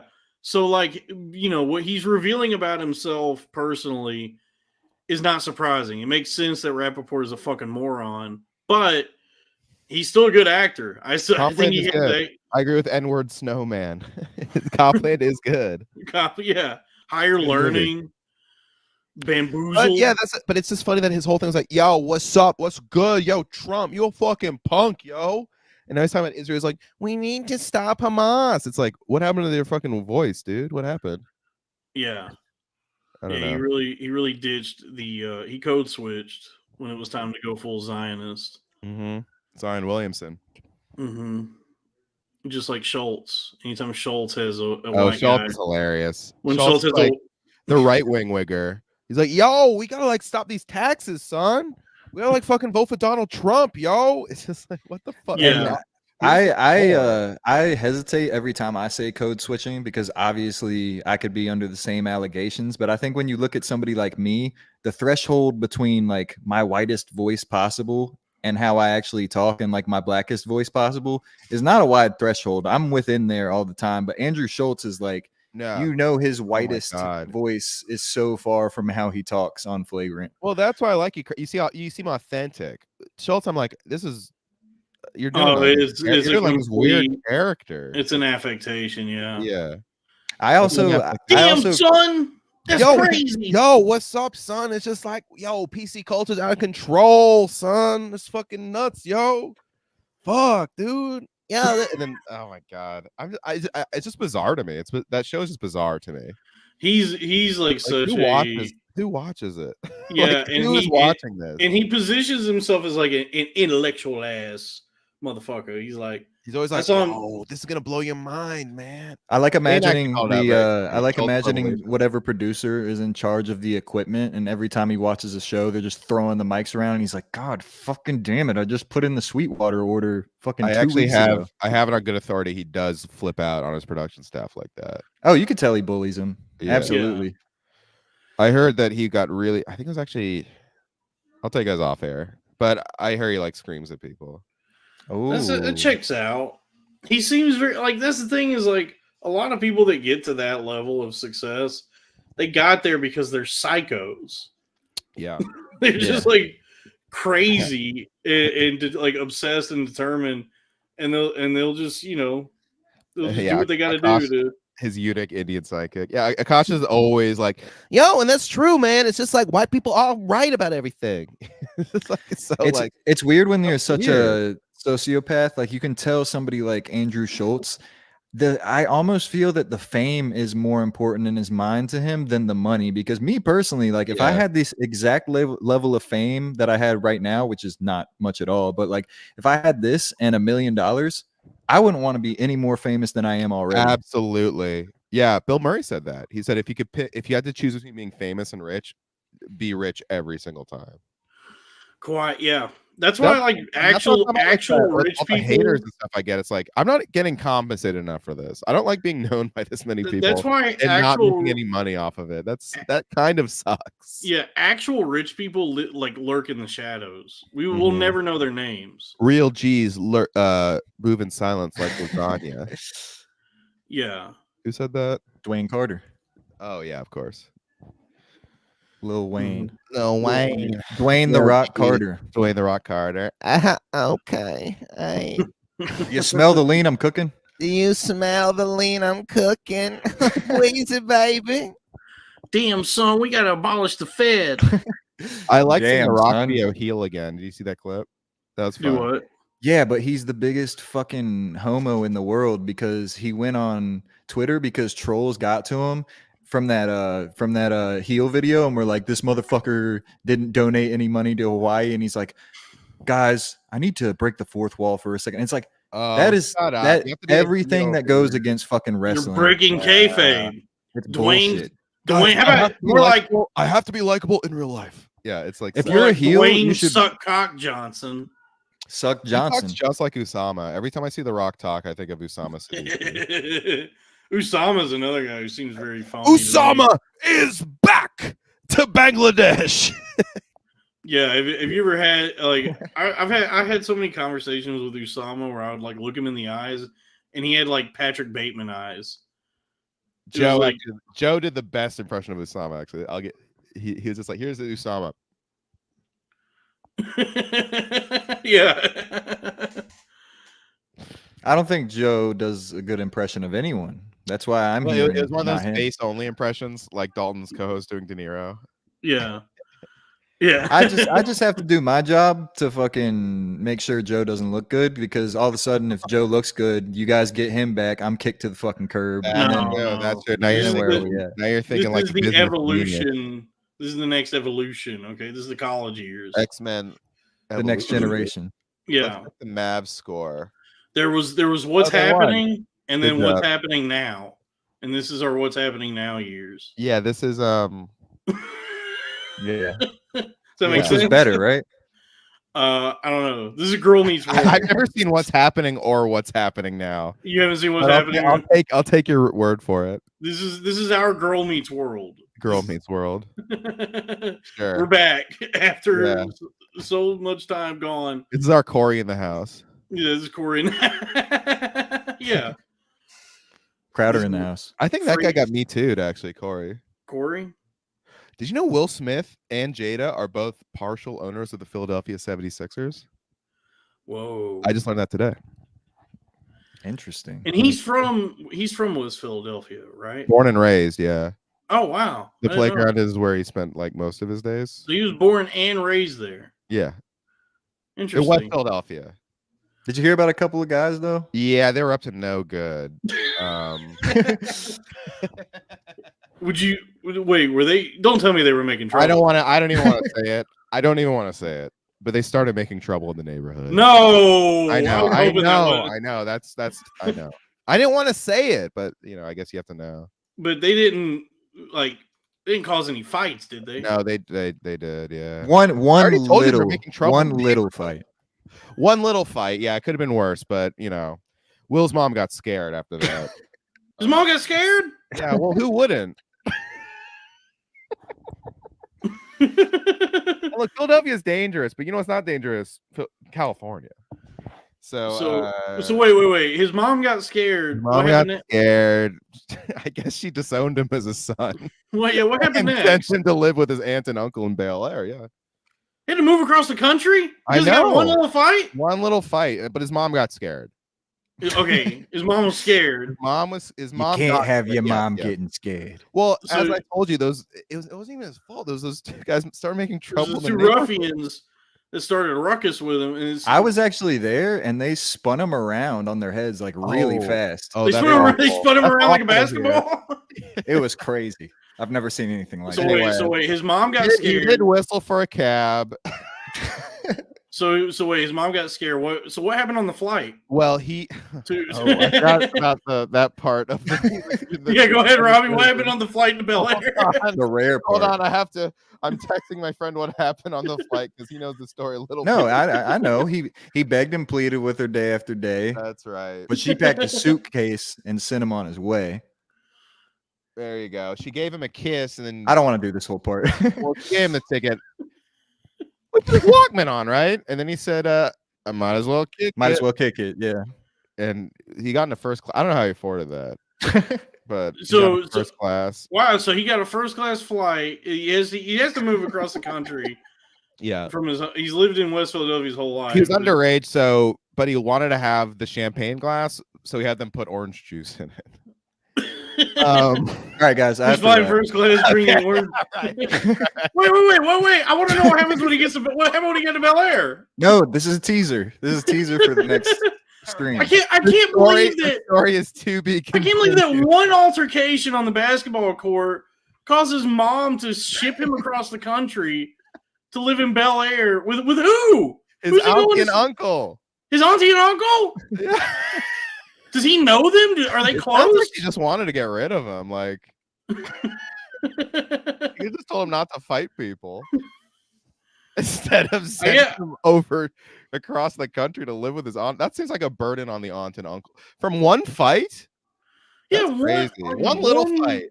One little fight. Yeah, sounds like a terrible And mother. his mom got so scared. She said, "You can't live here in West Philadelphia. You gotta go live with your auntie and uncle in Bel Air." By the way, that's where he was born and raised. He was born and raised there. All his friends are there. And people wonder why he's so fucked up. I He's know. slapping people I too. know, I My agree. mom So- couldn't eat a Bel Air. And like, has he had any sort of relationship with this aforementioned auntie and uncle, or is it like, do they even I know don't think him? they do. No, yeah, no, I don't think they did. So he's got to go live with people who are basically strangers. Yeah, but LA. I actually have to go. The Extended family the members that he license doesn't even plates know they that well. scratch and they have like dice in the mirror. Like LA's cool, so. And in childhood, moving in childhood. All right, listen to that What way About Robbie, everybody. can be traumatic. Crack Like has to go. the bonds you form in your child and teen years are so very strong and necessary for like development and socializing. And so to be uprooted in this way can alter the trajectory of your life. That can cause trauma that may not be noticed at first. No, I think Will Smith is gonna have to live with. I don't think I think his mom's a narcissist. Guys, I don't think we should do. I think we should do a theme song watch along. Oh yes, let's do some Next theme show. song watch along. That'd be fun. I would love to know what happens To be continued. when he gets to Bel Air. I would Well, love look, to know. LA is nice. The license plates say fresh, and they have dice in the mirror. License That plate sounds war. scary. It is scary. That would make my mom scared. Yeah, but anyway, hey, yo, Holmes, smell you later. Yeah, we'll smell you guys later. Chat. Thank you so much for being here, and we can finish the story on the next stream. I really gotta go. I would love wanna to know clip what that. I wanna clip happens. That was very funny. I would love to know what happens when he gets to there. To be continued, everybody. Yeah, and before we go, once again, thanks guys for coming to the inaugural Crowder Boys. We're gonna try to be back every week around like 7 sharp. So get used to that schedule. Next week it'll be on Dalton's channel. YouTube.com/ before you go with Dalton Pruitt. Yeah, if you're not subscribed, all 3 of us have Patreons. Yes. Choose who you like the most and subscribe to theirs. Who you like the least? How about that? How about you subscribe who you like the least, just to troll us? Yeah, and then but all the links are in the description. So yeah, right under troll us by subscribing to the Patreon. That would really get one over on us. I mean, that's basically what a lot of people did by paying $5. We're like, kick Robbie. All right, this was a lot of fun, gang. This was very fun. Thank you. This is the first episode of Crowder Boys. Whirlwind success. We're revolutionizing podcasting and stream and content creation. So tune in next week, Wednesday, 7 o'clock Eastern, at 7 p.m. Eastern. It'll be on youtube.com/@corn. Do what? Mr. Beastern? It'll be 7 o'clock Mr. Beastern time. youtube.com/@cornfed with Dalton Pruitt next week. Thank you. And we're signing off. Yo home, smell you later. Peace. Smell you later. Well, that'll be our sign off. Smell you later, guys. Peace. Peace. Good night, Crowder heads.